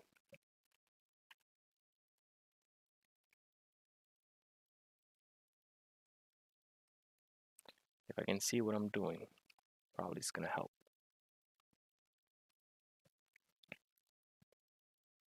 Okay. Retract them off. Now retract the and off.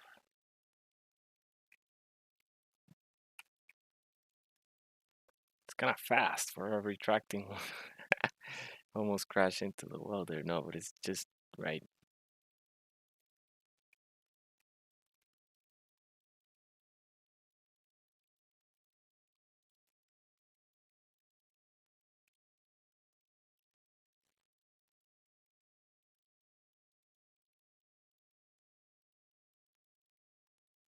Hmm.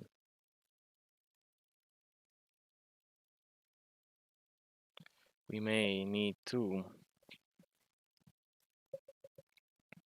Yep. Sorry guys. Gotta reverse a little bit. I noticed that I built the railings and a little bit too far into the ground. So it might be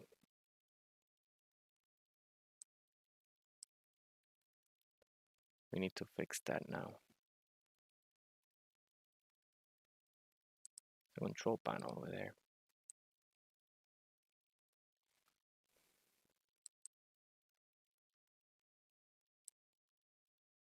It's short, it's easy fix. Just raise this side once.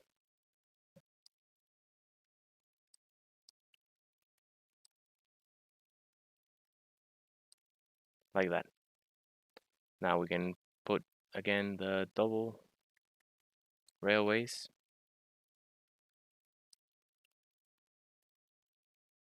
Yeah, because I placed it at the depth that it's there should be voxels.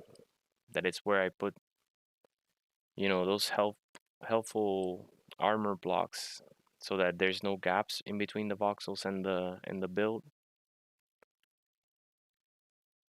So people would have to dig in order to climb down these stairs. Corner.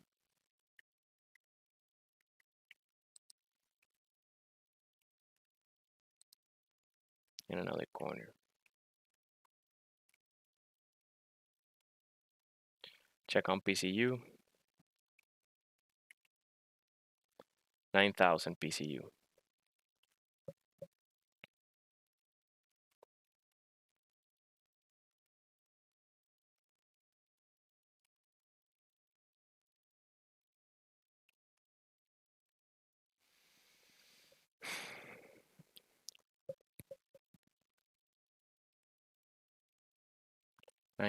PCU.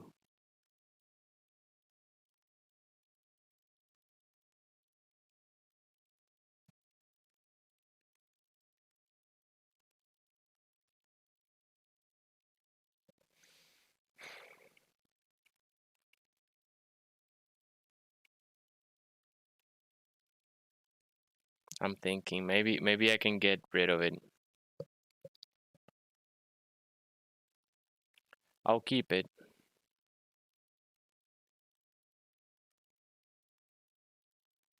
Yeah, I'll keep it. I'll keep it. I'll keep it, but I won't necessarily install it.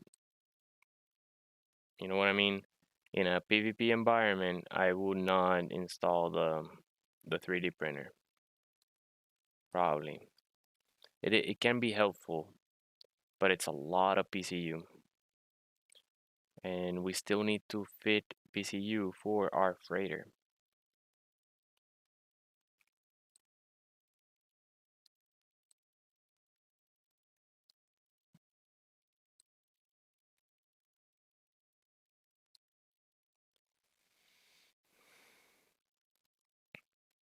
Okay, I'm connecting these armor blocks here.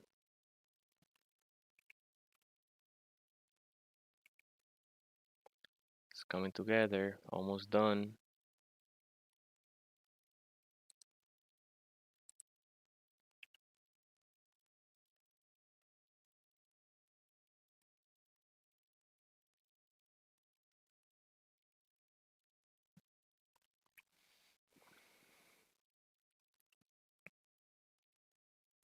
Yeah, look at all those conveyor ports just for the welder.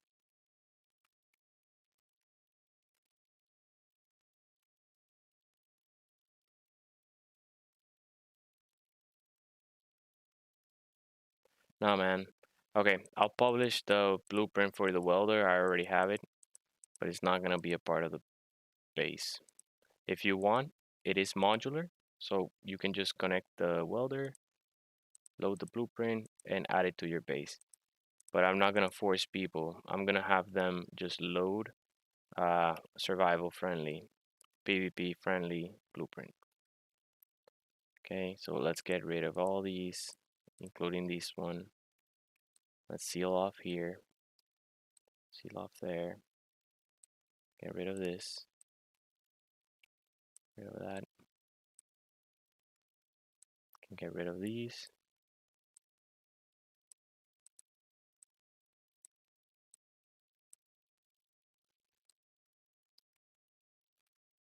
Let's lower the walls,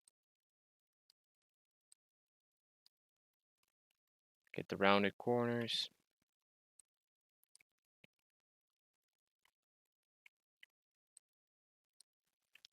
Yep, yep, yep. I'm happy with that. They're fancy. They're high tech, like technical. The ship printers, but they're not necessary. They're a luxury.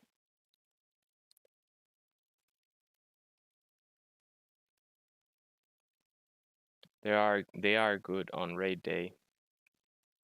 If you get one that's really polished out with programmable blocks, and you can really efficiently weld ships and drones, then yeah.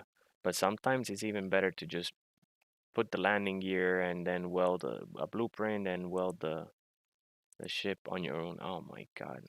I hate trying to remove railways. You always remove every block but the railway. But it's done. Now we can switch to the sloped armor. Then replace the block that was removed. Replace the 2 by 3 flat that was removed. And then the railways over here. Let's switch to the metal color. Apply it to the window. And then straight. Boom and boom. Nice. Excellent. Yeah, I like that. It also took away from the tower, like from this, and I like that tower. Yeah, no need for that. No need for all that. That was too fancy of a printer. Let's see how much PCU we saved. Look at that. 2000 PCU only was the printer or more. So we saved a ton of it. And the base is only 7,000 PCU. So 2,000 PCU of 7,000 is also almost a third. Almost a third of the PCU of the base was just the welder, print welder, a luxury item. So I'm glad I took it out. And this is really a survival friendly base. Um, what I would do is after I weld it and I have plenty of cobalt in my survival, I would put on the blueprint, like turn on the blueprint and put it on keep projection on, so that even if I place a block, it doesn't remove the blueprint, and then start replacing these armor blocks with heavy armor ones, because heavy armor doesn't increase your PCU usage. It costs the same as a light armor block. It holds more resources and has way more health. Since this is a station, weight is not an issue, it's not a concern. So we can definitely get away with heavy armor blocks. But people don't have access to so much cobalt at the beginning, so therefore the blueprint is set out in light armor. And a lot of people don't play in PvP and have really no need for heavy armor blocks in their base, and it would just be a waste of their time to collect them. So nice. I'm happy. I'm happy, happy, happy. Let's start configuring. That's something you might want to be interested in. So let's go up to the control center, climb up on one of these, open our inventory. Okay.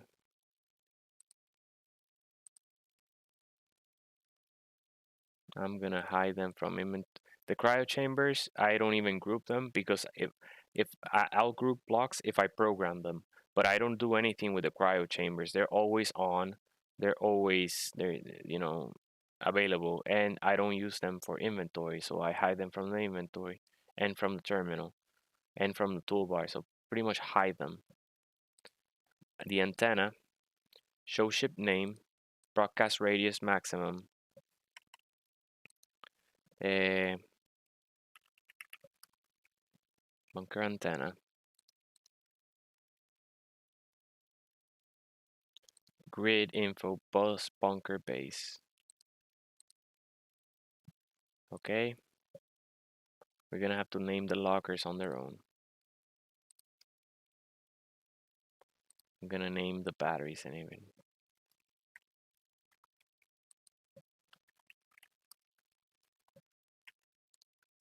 When a lot of ships are connected, you're gonna appreciate that like you took the time to name the batteries, because when you're looking for which ones are recharging and depleting and how long it'll take, like, and everything is called battery, it's a mess.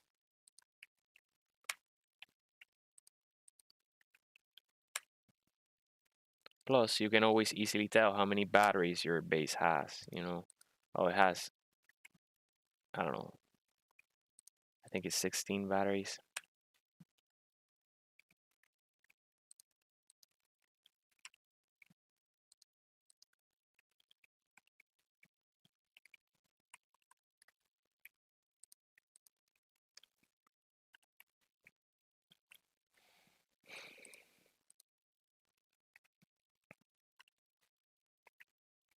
14 batteries. Then I'm gonna group them, bunker batteries, hide them from toolbar, hide them from terminal, because now I can control them as a group and not individually. Next, bunker antenna, leave in toolbar, hide from terminal. All these desks can hide from toolbar and from terminal. Desk corner, corner couch, hide from toolbar, hide from terminal. Dispenser, toolbar, terminal.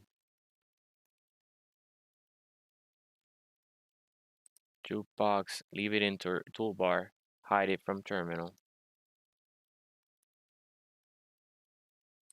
Gravity generator, bunker gravity generator, hide from terminal, leave in toolbar. We'll configure the width later, the range. Actually, no, we're already here. Show on HUD, info, show gravity range, control panel, gravity, field width, field height. Let's get the field height. Just up until the tower.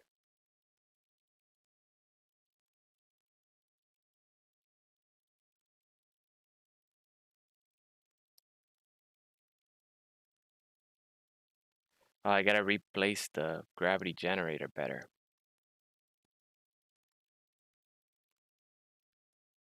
Okay, that teaches me I gotta replace the gravity generator better. Because why? Because the gravity, in order to cover the bottom is placed high up in the base, and therefore, in order to increase and cover the entire ceiling, I need to, I mean, in order to increase it so I cover everything below it, I need to increase it way above the ceiling, meaning that starships that are flying above, especially in an asteroid or in a moon base where the gravity is different, might be affected by that artificial gravity and might be enough to make it crash on top of the base. So you want to have your gravity generator exclusively, like, very tight around the base. Plus, it saves energy. So let's go ahead and do that. Let's get out of here. Let's go find the gravity generator. There it is. Let's get rid of it. Let's go back down. This is why we do things in creative.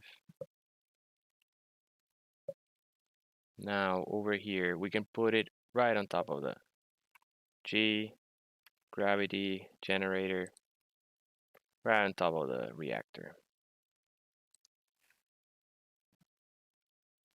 And then it's called bunker gravity generator. Show on HUD. Yes, please. Now go out. Let's go to the control station again.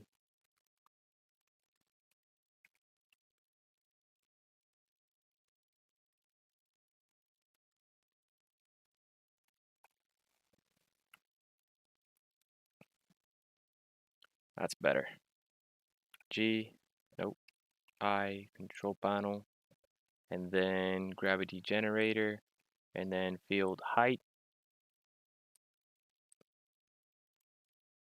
There it is, just above the ceiling. Field width, just there in the refinery. On this side, I gotta make sure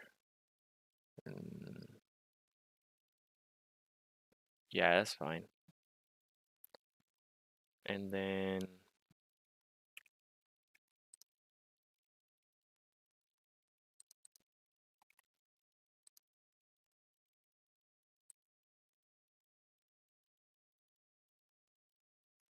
no, you gotta place it again.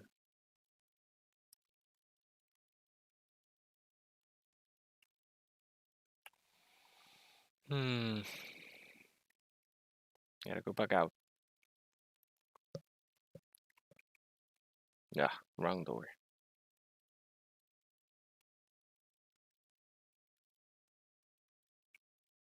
Okay, let's look for that gravity generator. I placed it too close to the wall. Yep, here's the reactor. So notice here is our silo docking area. So therefore, I couldn't reduce the range without, cutting the entire base of gravity generation because I don't want the rocket to be influenced by artificial gravity.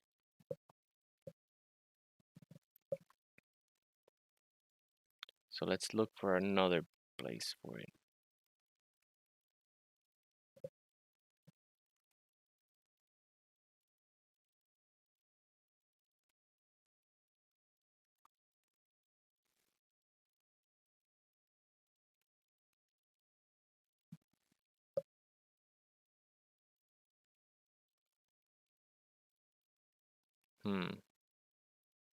This kind of looks like the middle of it all. No, it's way farther over here. Let's place it inside. I think I know where to place it.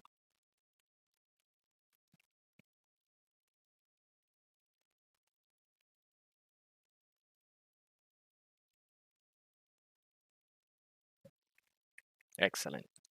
Perfect placement. I'm even gonna hide the control panel because I'm not gonna be controlling it like that. I gotta go back to the control seat so I can look around the base and configure the HUD. I mean the range of it. Like that. Hide control panel, gravity generator, show on HUD, field width,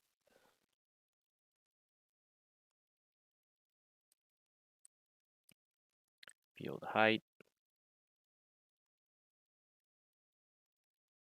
right above the ceiling, right there. Field depth.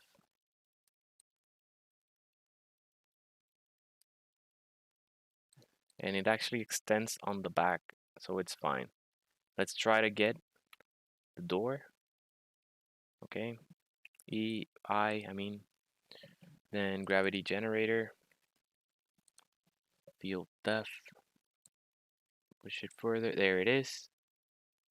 Right until it disappears into the wall. Excellent. Now field width. We can shorten it right there. That's the farthest we can do. Field height. Right there. That's the best we can do. Okay. But now we have gravity that's inverted. It flipped us around. Nice. Okay, now we gotta flip the acceleration in the opposite direction. And now it should work. Okay, so gravity generator, bunker gravity generator, hide it from terminal. We're gonna leave it in toolbar because when we power off the base, we wanna program so that the generator turns off. All right. Okay. One last thing, control panel, generator, show on HUD off, show gravity range off. And now we have gravity all the way down here without influencing our rocket. Okay, Next, what do we need next? Keep configuring things.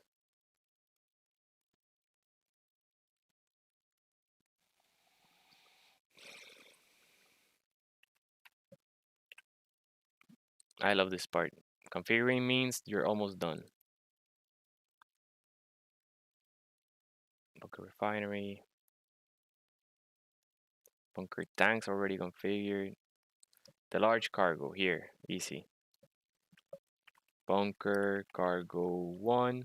They're all free flowing, so it's not like, oh, I have one cargo for this, one cargo for that. No. So it's easy. It's just bunker cargo 1, bunker cargo 2. I use my build planner. And so I don't need to really care where things fall, because the build planner will always know where to find them and where to withdraw them from. Okay, that's a 6, not a 7. Here we keep going, naming the cargo, copy paste the name, replace the number, making it easy. But the good thing is we're doing this on the blueprint, and neither you nor I will ever have to do it ever again. I like to not repeat myself. So 12. And then what you do, you don't need to group them, since you don't need to program them, but you want to hide them from toolbar and hide them from terminal. Don't hide them from inventory, because it defeats the purpose of having cargo. Okay. Bunker control station 1, bunker control station 2. I'm going to add the name so that they're not confused. Okay, I'm going to hide them from toolbar, hide them from inventory, and hide them from terminal. Hydrogen engine 1, hydrogen engine 2, bunker engine 1. I can just say bunker engine 1.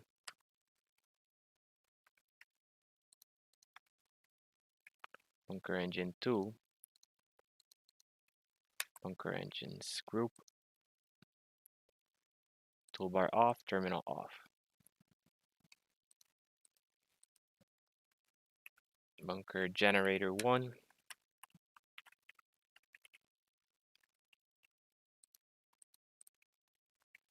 Bunker generator 2. 3.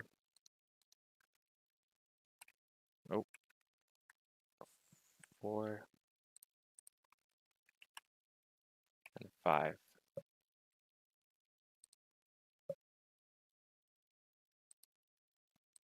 Bunker generators. Show in toolbar off, show inventory off, and in terminal. I'll leave them in inventory because I have a friend that they might lose a bottle, oxygen bottle, and then they don't know where to find it. And then they're like driving themselves crazy. Okay, interior light, where do you go? I don't know where I place you, interior light. Are you in the interior? Are you in the exterior?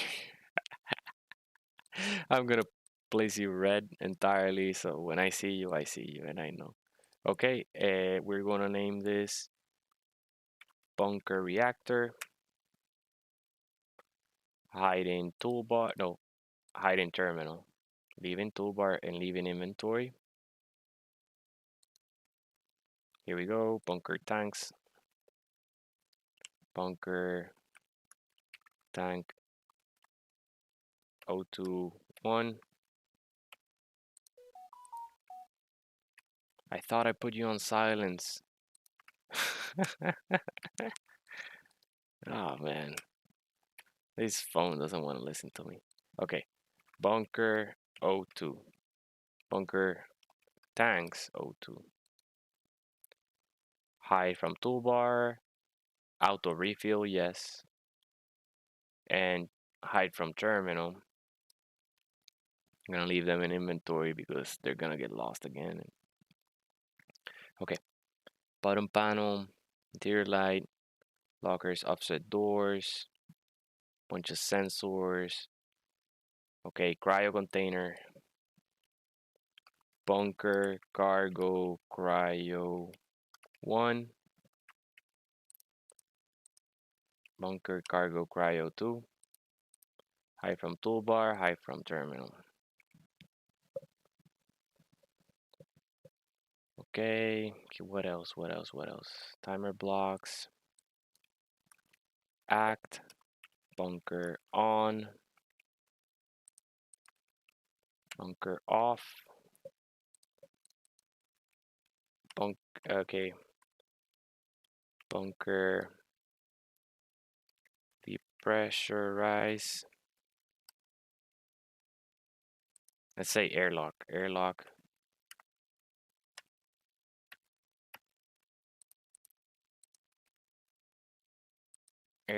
pressurize.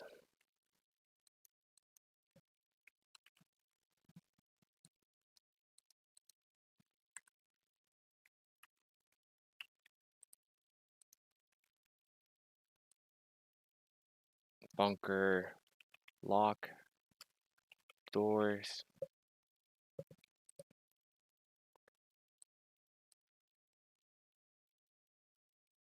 Okay, bunker depressurize. Done. We may need one more timer block. Okay, no problem. Vending machine, hide. Let's remove the number. Toolbar, inventory, and terminal away. Okay, what else? Toilet, same thing. Toolbar and terminal away. Small reactor.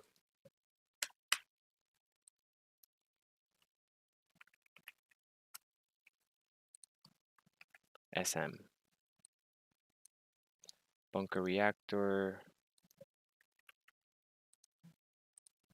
LG. So now I have LG and small for the two. Then I can hide this one from the terminal, but leave it in inventory and leave it in toolbar. And I can create a group, bunker reactors. Hide those. Okay. Bunker tank H2 auxiliary auto refill. And it's always going to be on stockpile. So if things go wrong and Starship drains all your hydrogen and takes off, they won't have taken this hydrogen. So it's a supplemental hydrogen. Okay, toolbar, leave it out of the toolbar, leave it out of the inventory screen. It's on stockpile, so it's not going to refill anything. And hide it from the terminal. Only you know it's there. And the one that welds it. Whoever welds it will know it's there. This LCD, airlock, no, LCD. Bunker LCD, airlock, depressurized. LCD airlock pressurized. Okay, and it's gonna have content text, edit text, pressurized, and then the other one is gonna have content text, depressure. Let's use caps. Depressurized. We'll affect the font size once we can see them. Interior light, I don't know where you are. Let's go start naming things, okay? Because we have to see them in context in order to know where they belong. Okay, there's gonna be a sensor here, G, sensor.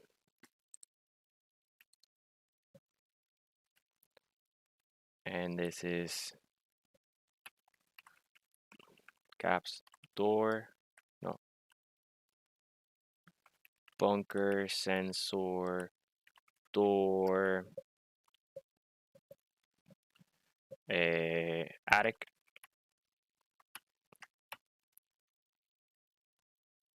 Okay, and then let's look for the door that belongs to it. This is the one.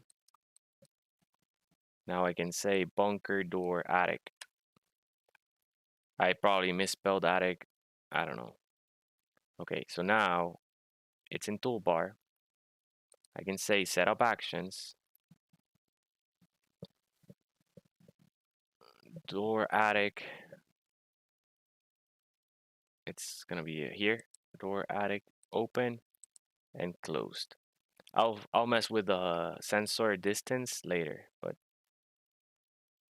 for now it works. Okay, next over here, another sensor. Okay, let's find the door that belongs to it. Well, sensor door cryo bunker. Copy. And then I just turn on and off doors until I find the one. There it is. So bunker door cryo. So let's say bunker sensor cryo, setup actions, bunker door cryo, open, and bunker door cryo close. I'll mess with the distance later. For now, it opens and it closes. Next one. Ah, my neck is killing me. I may need to take a short break shortly. Let's name the sensors and I'll take a 5-minute break. Then we'll be back. I don't need to stop. I just need a short break. Sensor door.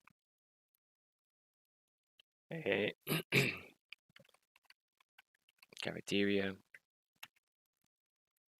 What door does it belong to? There it is. Okay, now the sensor. Setup actions. Cafeteria door open, cafeteria door close. Excellent. Next one. Bunker sensor.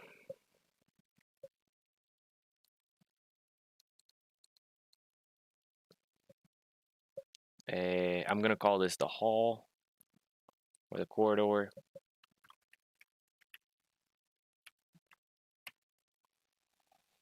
Which door? Which door? Is it door number 1? What's behind door number 2? It is door number 3. Nope. This one. The one without a number. Bunker door corridor. Sensor setup actions. Bunker door corridor. Open. Bunker door corridor. Close. Okay.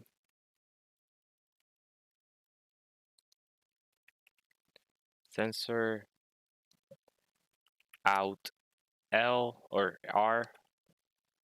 It doesn't matter which direction. Okay. Now let's see which door it belongs to. Well, let's copy paste this.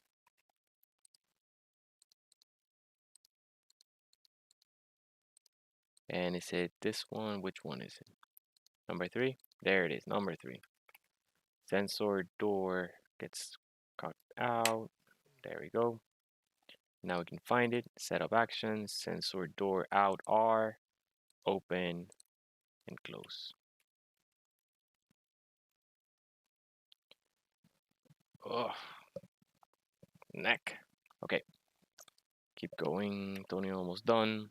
Sensor door out L. Let's find the door. Probably should be this one. Okay, it is the 4th. Door L.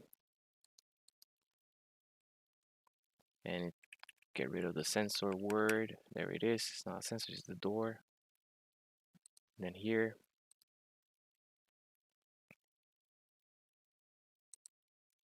Door L open, door L close. Next is the silo one. Door silo. I'm just gonna say out F because sometimes you may want to build this blueprint in the surface and there is not gonna be a silo. Bunker out to out front. Let's see, copy that.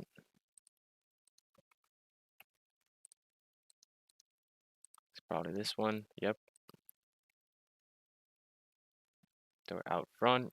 Now we set up actions. Door out front.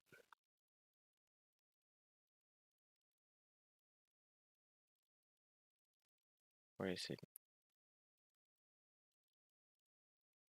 Bunkers. Oh, I left the sensor in it. Open and close. Oh, nope.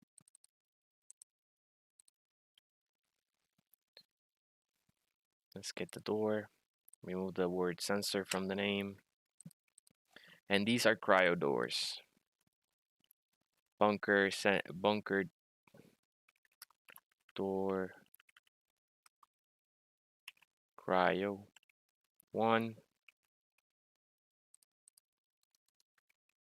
cryo door 2, and we can hide them from toolbar and from terminal. We're not gonna need to program those at all. You can even get rid of them. That's to hide the stinky smell of the bathroom and the shower. Okay, so let's say all these are gonna be bunker doors.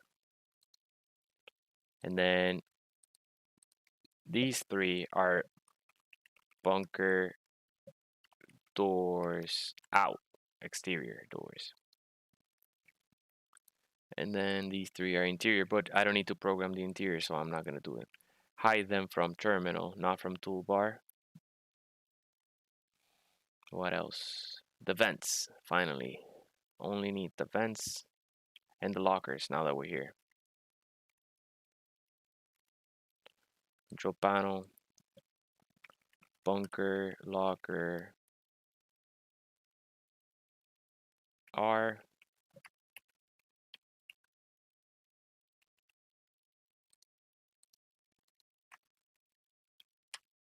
L,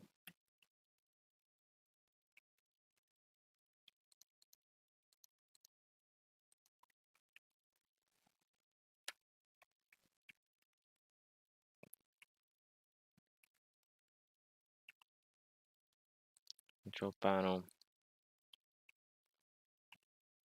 I'm just gonna put numbers on them. Bunker lockers 2, lockers 3,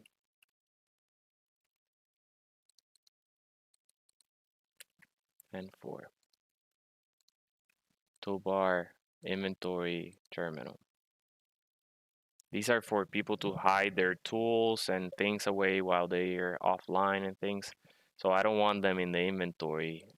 People seeing, oh, hey, in locker 4, there's a 3-star welder. I want to pick it out. No, no, no, don't even be tempted. That belongs to someone. Someone put it there. We need the sensors. Let's do the vents first, though.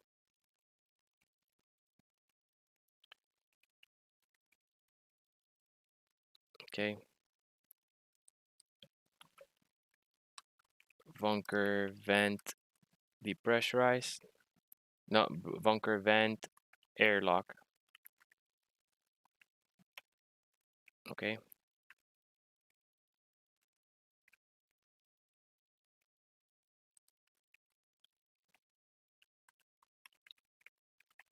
Corridor vent.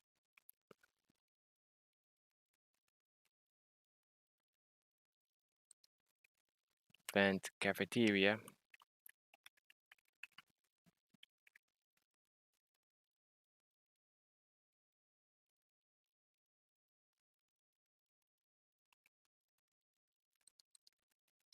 Vent cryo.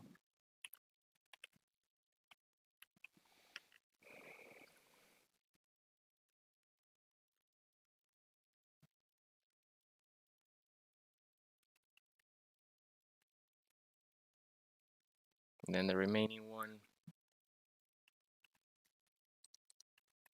Vent attic. No more vents, all of them accounted for. Bunker vents.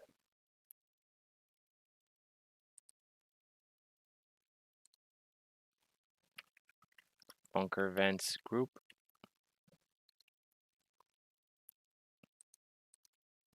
Okay, we only need the airlock one in the toolbar config. Okay, so let's hide the other ones from toolbar, and from terminal, hide them all.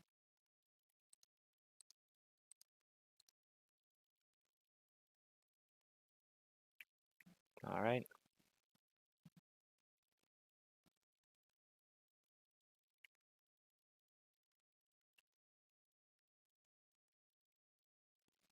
Let's chill here in this couch for a bit. Okay, control panel. What's next? Where's this interior light? Let's find this interior light. The hidden interior light. The misconfigured interior light. Where is it?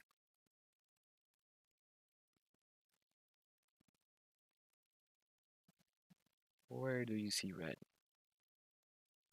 Let's do one thing.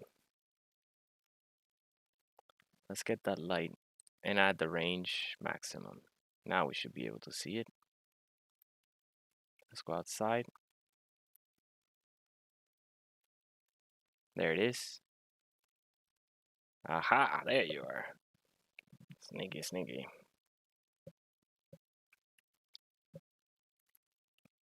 So it's an exterior light. Let's go ahead and put lights in the exterior. Make sure every part is illuminated.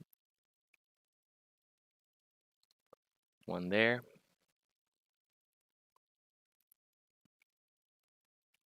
This one is illuminated. This one is illuminated.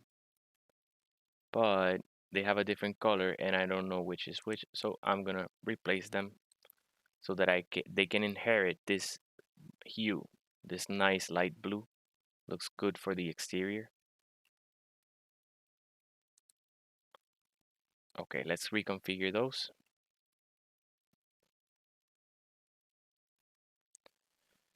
Okay, lights exterior. Now I get the hue.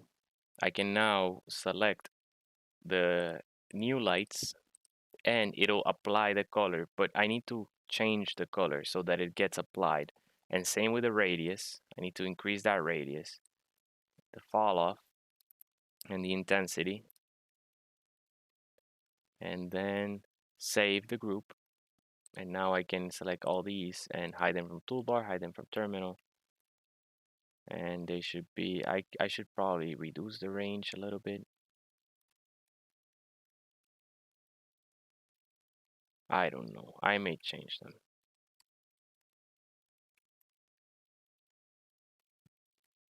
No, I like him. I like him.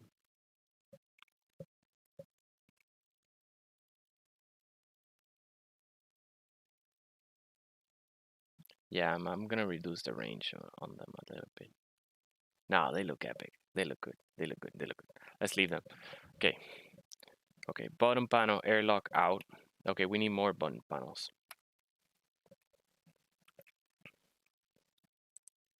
Button panel.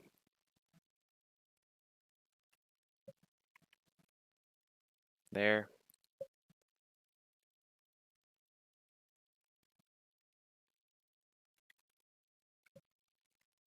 You don't want to get locked out.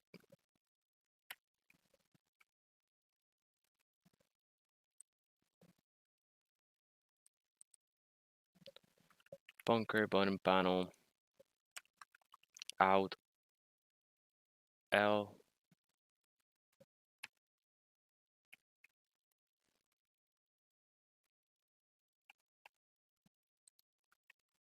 Out F for front. And then out R for right.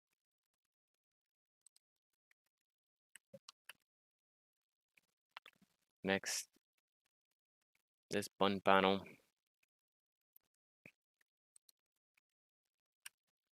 Bunker, button panel. Airlock. And that's all the button panels we have. All these Can hide in toolbar and hide in terminal. No group needed. This one, bunker LCDs.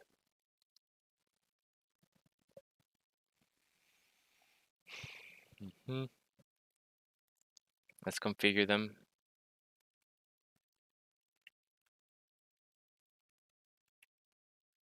Okay. Bunker depressurize, font size. Increase the font size, depressurized. Not so much. Alignment center. Padding. It's padding.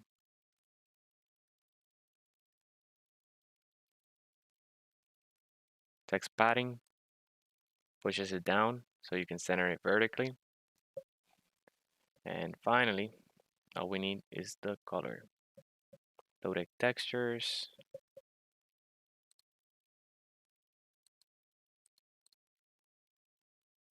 Okay, no. Background color. Let's add some blue. A little bit of red. Bring down the blue. Royal purple. And the font color, let's lower the red and a little bit of the green. Get a nice blue.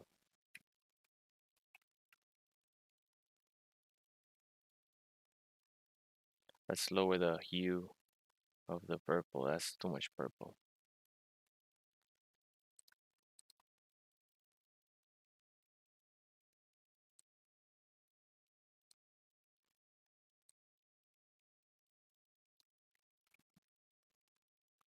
Okay, that's better. Now we just need to program them.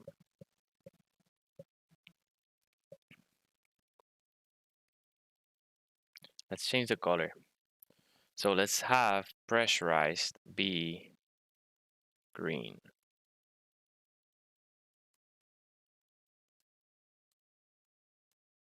And let's depressurized be red.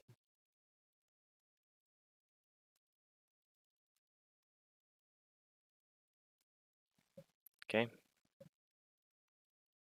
that's better.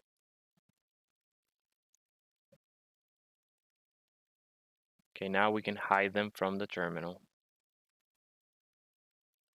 Control panel, LCD, hide them from the terminal, leave them in the toolbar. Almost done. Okay, all these bunker actions. Group, hide from terminal. It's all silent. For now, all delay 0, 1. I lowered the delay on all of them and I'll raise them as I need. Next, all these bunker sensors. Group, bunker sensors. Save. We'll hide them from toolbar. But before that, let's have them show sensors field range, control panel, and then one at a time, show HUD, show on HUD. I know the top is going to be 0. Then the right is going to be 1.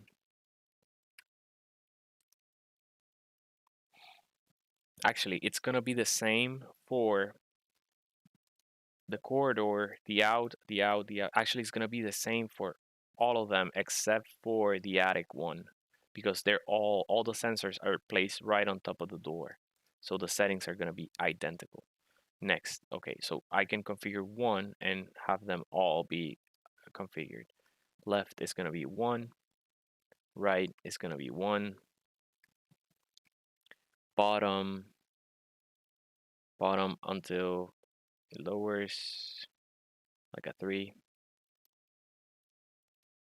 Front can shorten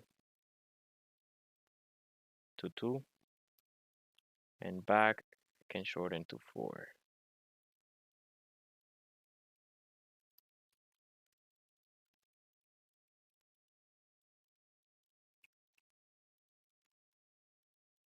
Okay.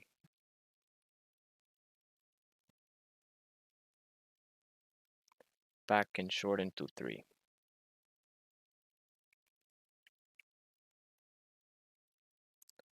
Okay, so let's gather them all again.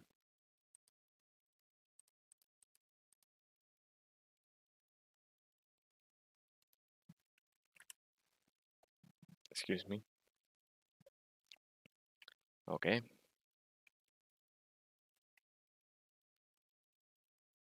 And I want to get the height right.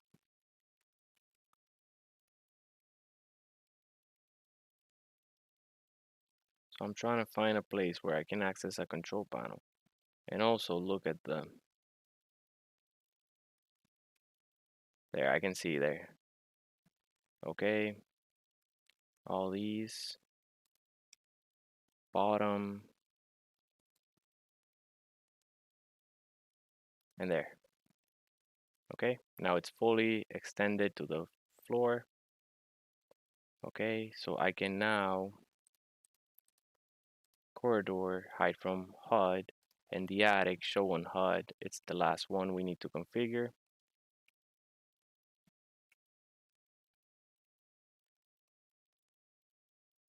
And this one is on the side, so this one is different. This one top is 1.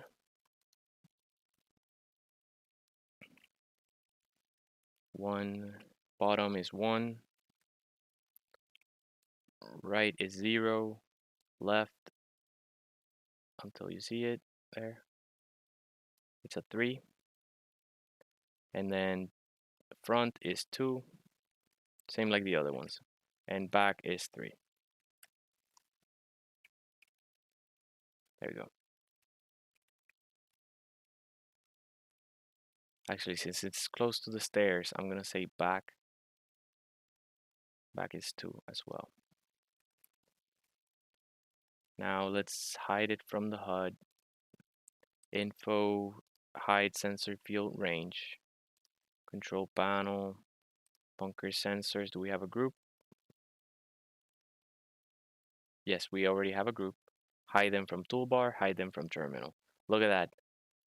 All we see are groups. No more, no on categorized blocks. This is a good time to save the blueprint. Okay. Control B.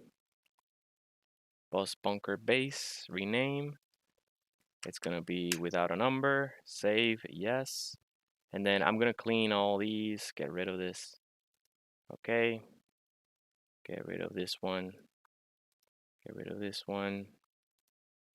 And we have our original. We have 2,000 blocks, and that's counting the extra ones, the ones that are used to lower so that there's no clipping into the, like we clip fully into the voxel. But it's fully equipped base. Cafeteria, concrete. Our rocket is gonna line up right here, drop us off, take us back up to space, and we're gonna be hidden 100 meters underneath the ground. Let's check our sensors. Yep, sensors are working. Closing right behind us. That's nice. I like this area. These are the bathrooms and the cryopods. So here we have a shower over there. Nice little shower, sink, and a toilet. No sensors because these are just like, they shouldn't even be there. So if you want, you can weld them or not. Each door is 125 PCU. So there's 350 PCU that we can get rid of. Let's do that. But I don't know, some people might like it, so I'll leave it. When I'm in survival, I won't weld the doors. I mean, when I'm on PvP, I won't weld the doors. Let's see. Doesn't look bad.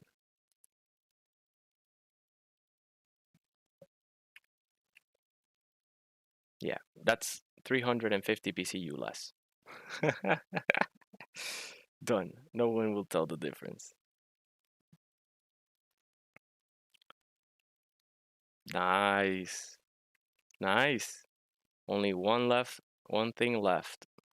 Timer blocks. Program the actions. So let's stay here because we're gonna have to program this block first, this area first. Okay, I know you guys wanna see me program the airlock, so let's do it. Okay, bunker actions, show in terminal. Now all I see are the timer blocks alone. Okay, so I use a call, well, we'll need one more timer block. Let's find a timer block to place. G, timer block. We can hide it anywhere really. Let's hide it underneath the base because I don't want to occupy any more space.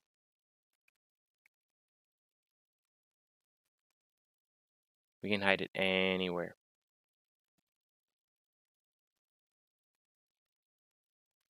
Let's hide it right there. We need only one more.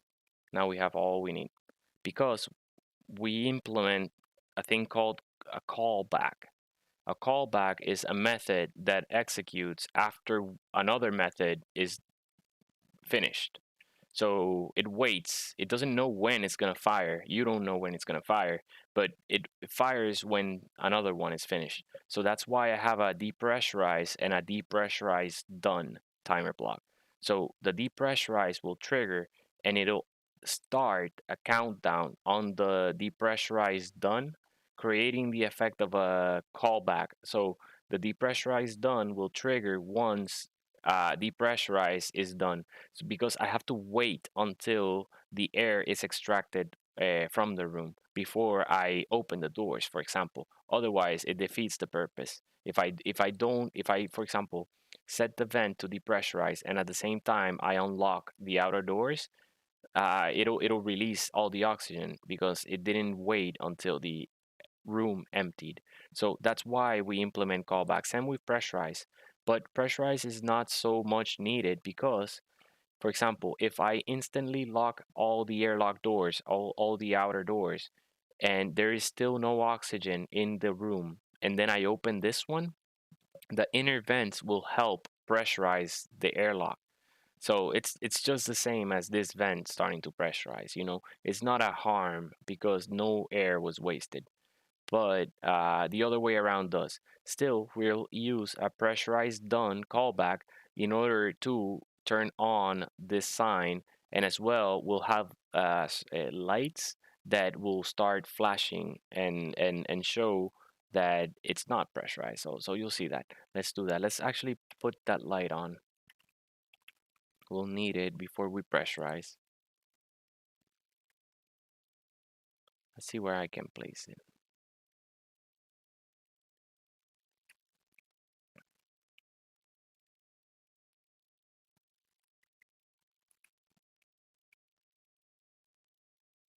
Where can I place you?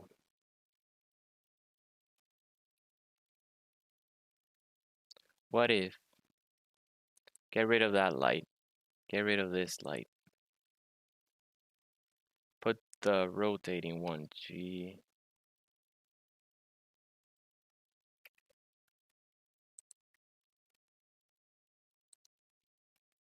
Obviously, we'll put it slower. G, light.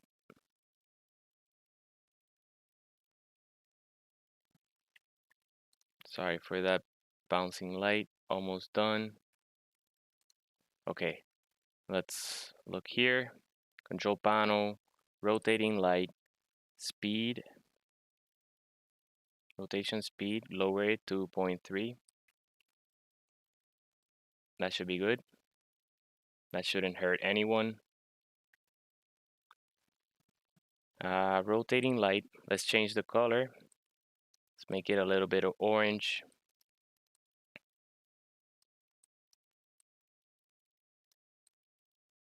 Like that.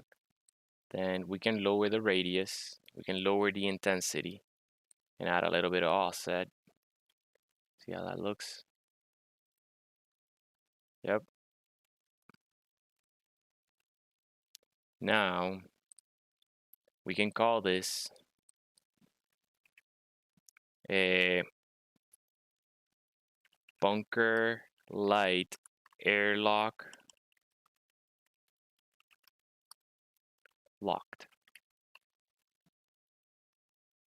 And these two are unlocked. So these will turn off. Unlocked.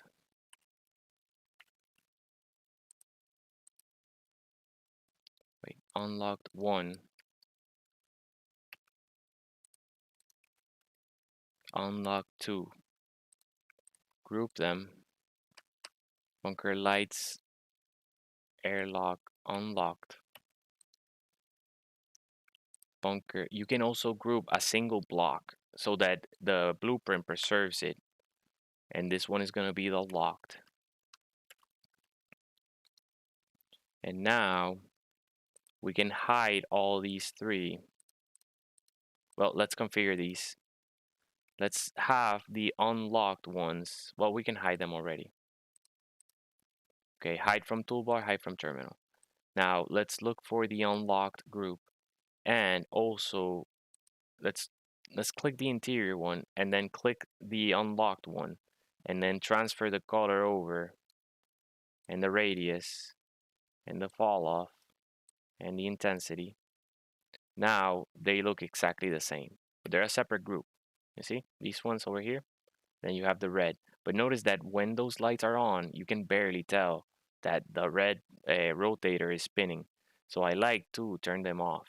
So here, let's show you that I will look for the unlocked lights and turn them off. And now you can see the red spinner way more clearly. Okay, so that's done. Let's now program. Timer block. We're ready to program you. We have all our blocks ready and configured. So depressurize done. We're gonna have to wait. We're gonna have to time it. That is pressure depressurized. There it is. 1, 2, 3, 4. Let's say 5 seconds. 4 seconds. 4 seconds it takes to pressurize and depressurize this. So let's say depressurize done. Where's the other timer block? Here it is. Act airlock pressurize done. And then the delay for these two, for this one, is gonna be 4 seconds. And for depressurize done as well, it's gonna be 4 seconds delay, because that's the time it takes for us to fill or empty the room. So depressurize, I'm gonna remove and open again so that they sort. Now depressurize is going to first call depressurize done, but it's gonna start. So it's gonna start that 4-second countdown. Next, it's going to call lock doors, and it's gonna say start as well. Okay, and then it's going to go to the groups, and it's gonna look for the outer doors. It's gonna look for all the doors. No, let's look for just the outer doors. No, let's look for all of them, but we need a new group. Okay, doors, bunker doors out, and I need a new one with including the corridor one. So all 4 airlock doors. So it's gonna be called bunker doors airlock. So all 4. Now, okay, go back to the timer block, and then depressurize, set up lock doors. Let's set up lock doors. So lock doors is going to trigger in 1 second, very shortly. It's gonna start, but we're gonna use it to start so that it's not instant, just like the others, because we'll have to wait until all the doors close before we lock them. So locking the doors is basically taking that bunker airlock group and toggling it off, literally off. Now, all we have to do, depressurize here, set up actions, depressurize will look at that group, bunker airlock doors, and close them. And so it makes sense. I'm gonna place the call airlock doors close, and then airlock lock doors, start. So it'll close and in 1 second it'll lock it, or less. It's less than a second. It's 0.01 second, but it's something. Next, it has sealed the entire airlock. Now all it has to do is look for the vent. Here it is, airlock vent, depressurize on. So now it's sucking the air, and in 4 seconds it'll call depressurize done. But also we have to now that they click the button, now we say, okay, bunker airlock unlocked. The lights, the on bunker lights unlocked are gonna turn off, and we're gonna turn on the locked light. So it's gonna turn on the rotating red light, and then as well it's going to go to those LCDs, and it's gonna turn off the pressurized one. It's gonna turn off all of them. It's gonna turn off all the LCDs, okay? And then when it's done, when the pressurize done triggers, it's gonna open the outer doors. So bunker doors out, on, toggle block on. We can just turn them on, and the sensors will open them as you move towards them, so we don't have to open them. So bunker doors out, on, bunker lights airlock unlocked, on, and then the rotating one off. Next, the bunker bend stays the same. Your lights assembly. What is it? We're missing one thing. The LCDs. The pressurized turns on, and that's it. Okay. So next, we're ready to configure pressurize. Setup actions. What we'll first do is close the doors, groups, bunker door airlock, closed. Well, no, let's do the same order that we did before. First call, pressurize done, start. Next, bunker airlock doors, closed. Next, lock doors, start. Next, lights group, no, vent, the vent, pressurize, depressurize off. Depressurize off is called. Then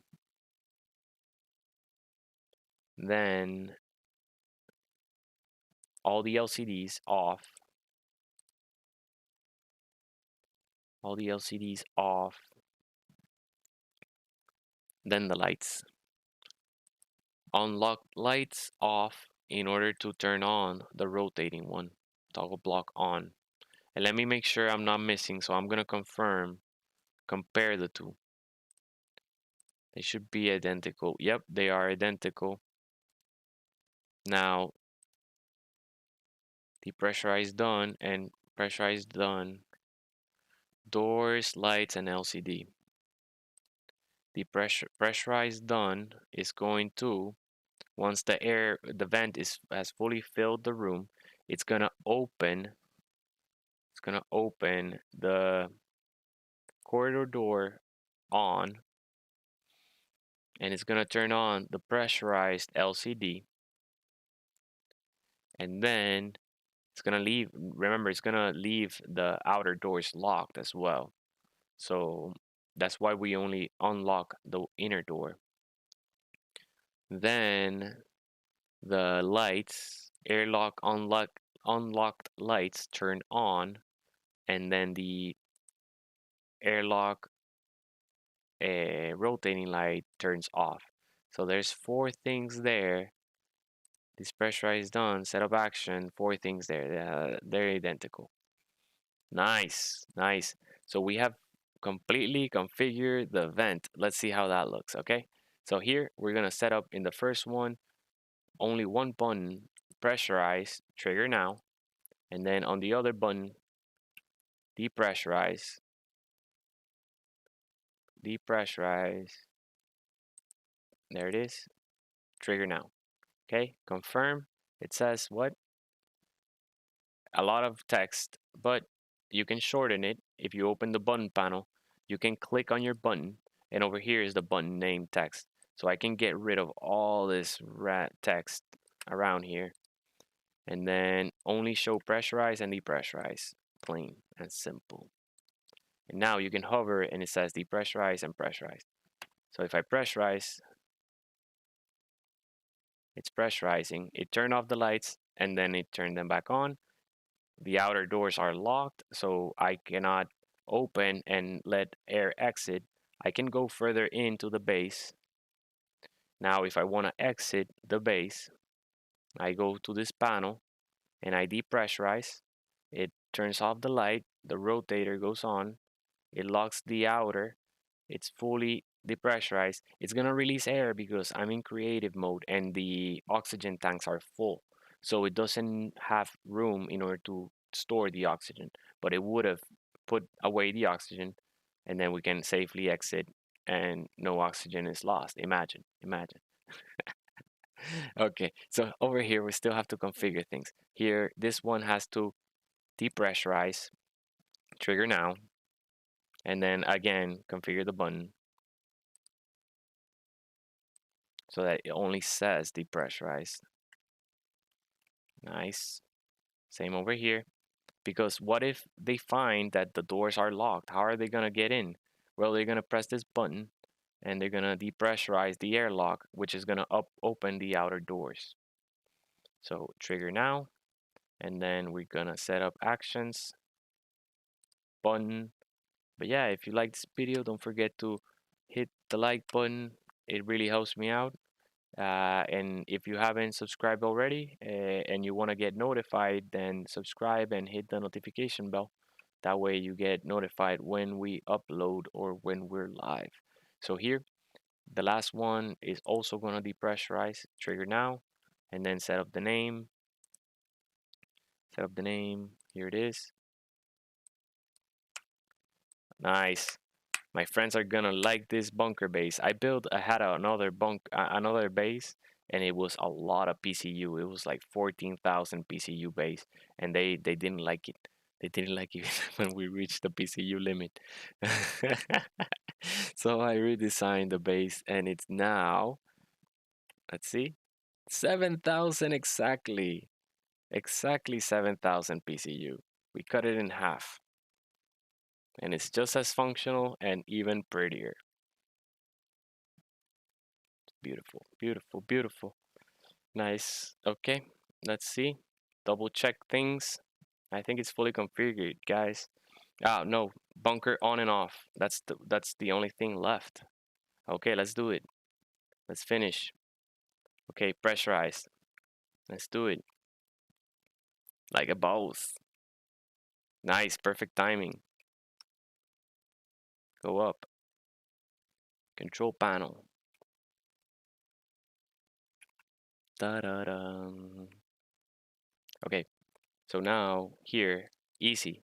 On and off is so that, okay, this is very important because in public servers, any structure that runs out of power, and this can be like you could have batteries that still have a charge in them, but they're set to recharge, for example. That means your base ran out of power.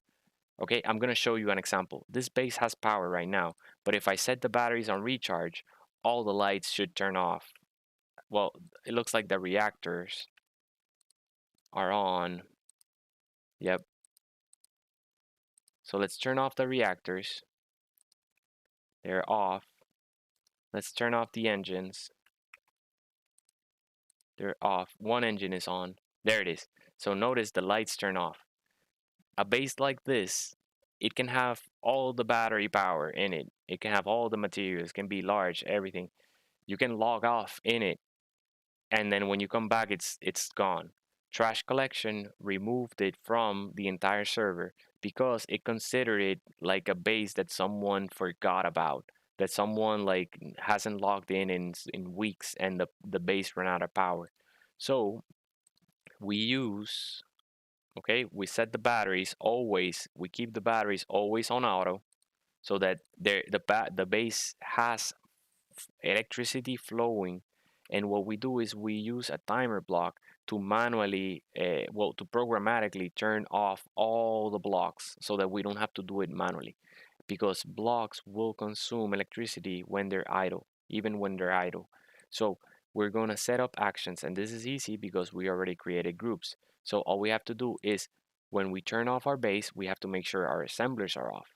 We have to make sure our doors are closed. We have to make sure our engines are off, our generators are off, our LCD panels are off, our lights are off. Well,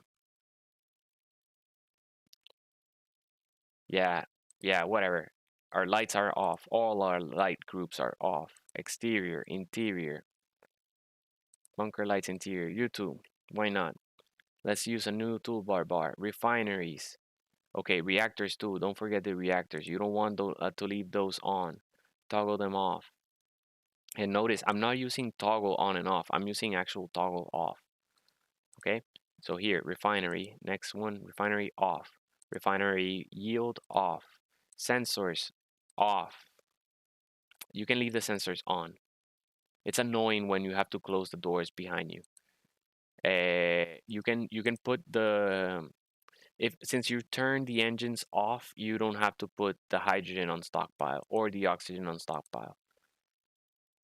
And don't depressurize the base because everyone will die. They will suffocate. You can be on Earth and then you depressurize the base when you log off, and everyone, even in the cryopods. Well, no, everyone in the cryopods will live because the oxygen tanks are not in stockpile and they will keep flowing air. But everyone that's sat on a couch or on a bed or anywhere but a cryopod will die, will suffocate. So no, don't depressurize the base. You can leave it pressurized. It's fine. What not? That's it. Sensors on, hydrogen tanks on, because tanks don't consume electricity, nor the stockpile consume electricity. Sensors do consume electricity, but that's why we reduce the range. When you reduce the range, you reduce the amount of electricity they consume as well. Next, all we have to do is configure the bunker on. Oh no, I configured the on as the off, but that's simple because now I can just change the name. This is off and this is on. Hey, done. Simple. Done. We're done with the off. Let's do the on. Okay? So again, go to the groups. Oh, I forgot one thing on the other one. On the on, bunker gravity generator on. Jukebox on. Okay? Nice. Antenna on. Those are the ones I forgot in the other one. Okay, here, group assemblers, leave them off.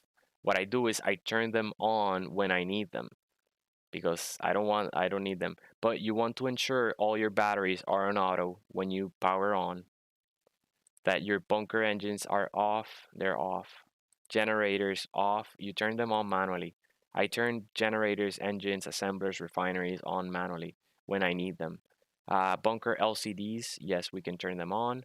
Bunker lights unlocked, turn them on. Bunker lights exterior, turn them on. The interior lights as well, turn them on. Reactors, turn them on manually.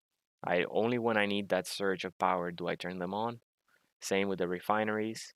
Sensors, make sure they're all on. Here we go. Now, yes, the stock. I want to make sure that my hydrogen tanks are not on stockpile. So stockpile off and stockpile off for the oxygen tanks too. And then I want to also make sure that I pressurize all my vents. So depressurize off, and also, and actually I'm going to do even better. I'm going to just use, set here, look, I'm going to use the pressurize pressurized trigger, I'm going to trigger now pressurize. And also, I'm going to actually set all the vents to depressurize off. Because remember, the airlock's depressurize only controls the airlock vent. It doesn't control the rest of the facility. So I also want to make sure that all the vents are pressurized. And that's pretty much the on. Let's go back to the off and then configure the ones that we left out. Set up actions here. Let's go to the next control panel. Let's go to all blocks. Turn off the jukebox.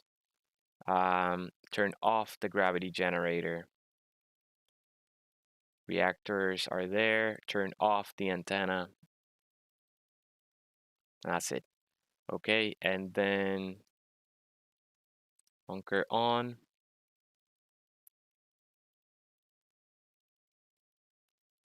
All right, looks good. Okay, I noticed the reactors are appearing in the toolbar. I can hide them from the toolbar. And then the doors, I'll leave them in the toolbar because of the sensors. Excellent. We have a fully configured base. We can get it here and configure G. One is bunker on, trigger now. Number two is bunker off, trigger now. Same one here. G. One is bunker on, trigger now. Bunker off, trigger now. So now I can just say, let's change the view. Okay. And now if I say power off, we will run out of battery in 3 days. And if I turn on, 3 days. This is without using any, well, it has everything off right now except the lights, right? We just turn off the assemblers, we turn off the refineries, generators, engines, reactors, everything. Pretty much we just have the lights and the sensors on. And with the facility on, with everything else functional off, just the lights and this, 2 days. If we turn it off, 3 days, it'll stay without us. But at the same time, notice that it's consuming very little electricity. It's still powered. It's not going to disappear. Trash collection is not going to get rid of it, but it's consuming very little electricity. So there are certain servers that have a mod in order to find your base easily, because the planet and the universe is very large. They sometimes install a mod that allows people to find you based on how much power your base consumes. So that's another reason why you want to turn off. As soon as you're log off, turn off everything and only keep a very minimal consumption of power, and therefore you're very stealthy. Those mods will have a hard time to detect your base, harder time. So you're gonna be pretty much at an advantage in those kinds of servers. But yeah, let's turn it back on. I guess here, let's add facility bunker on, trigger now, bunker off, trigger now. And then here, bunker on, and then bunker off. So that people, when people are leaving the bunker, oh wait, check this out. On the bunker off, where is it? Where is it? Where is it? There it is. Bunker off. I'm gonna depressurize. You know how on we pressurize the airlock? On off, I'm gonna depressurize. That way, if I'm leaving the base, look at what's gonna happen. I'm gonna shut the entire base off, and then, well, I'm gonna leave this one light on, but I can just get on my rocket and leave safely, and everything is off.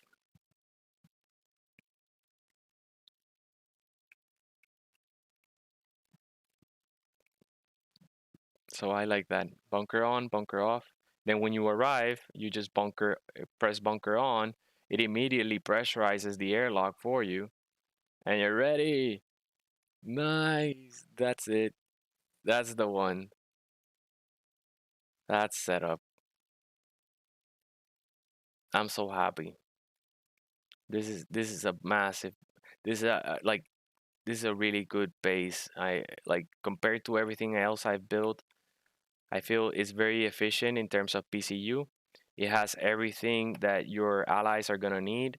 You know, storage for themselves, cryopods, places to sit down and log out in, full air pressurization for survival mode and living in a non-atmosphere.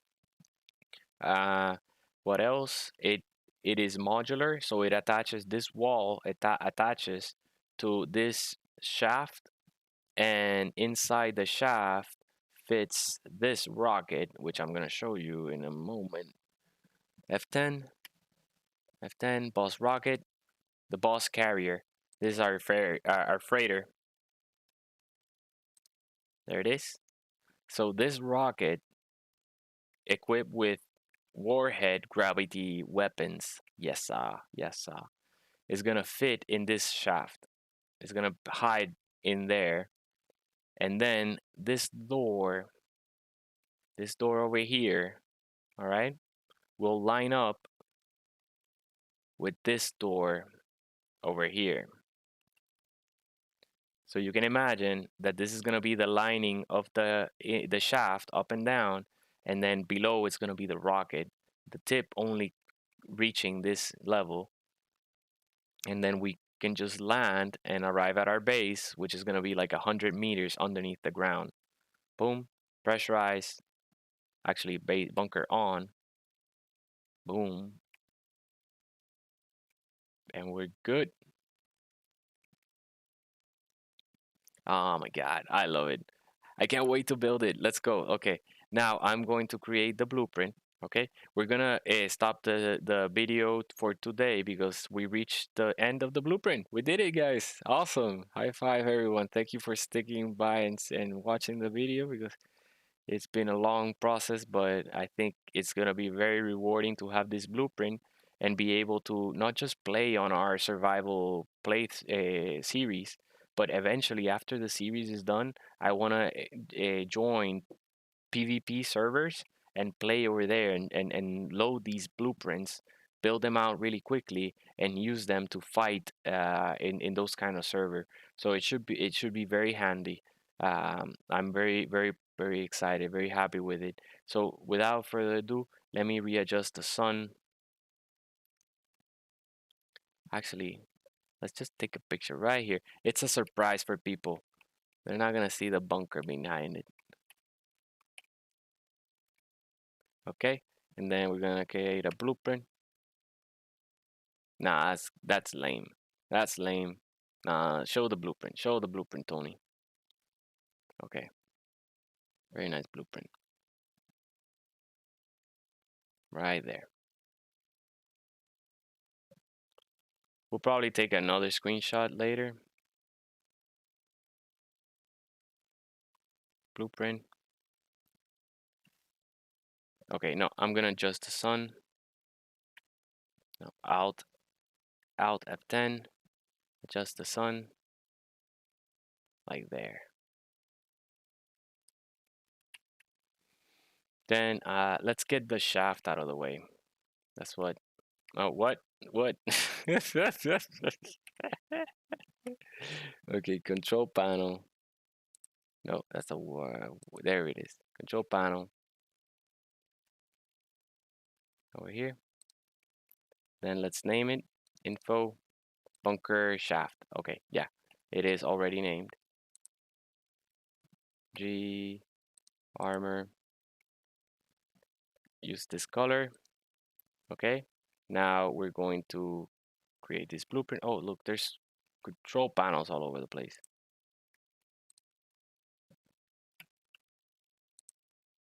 There you go. Let's see, let's make sure we got rid of them all.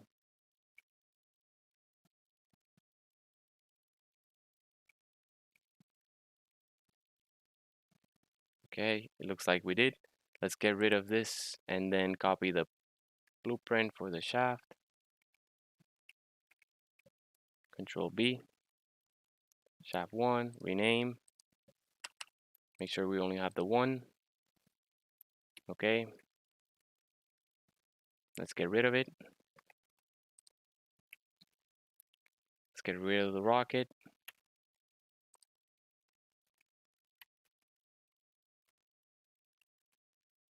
There's a few floating things over here. Let's go again for the shot.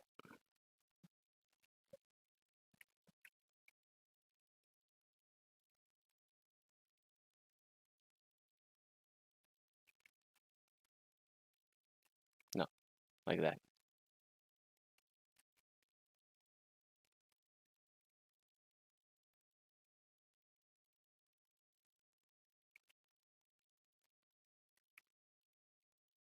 And then Control B.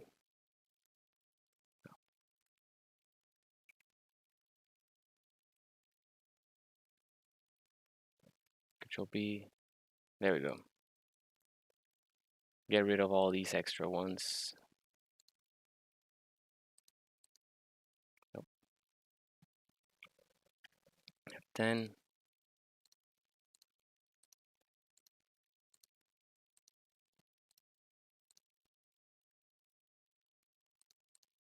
Rename. Bunker base. Okay, I'm gonna publish them so you guys will have them available right away. It's a base, it's on Steam, uploading success, publish. No, I'm not gonna change the title. Let's publish the shaft, publish. It's a other Steam.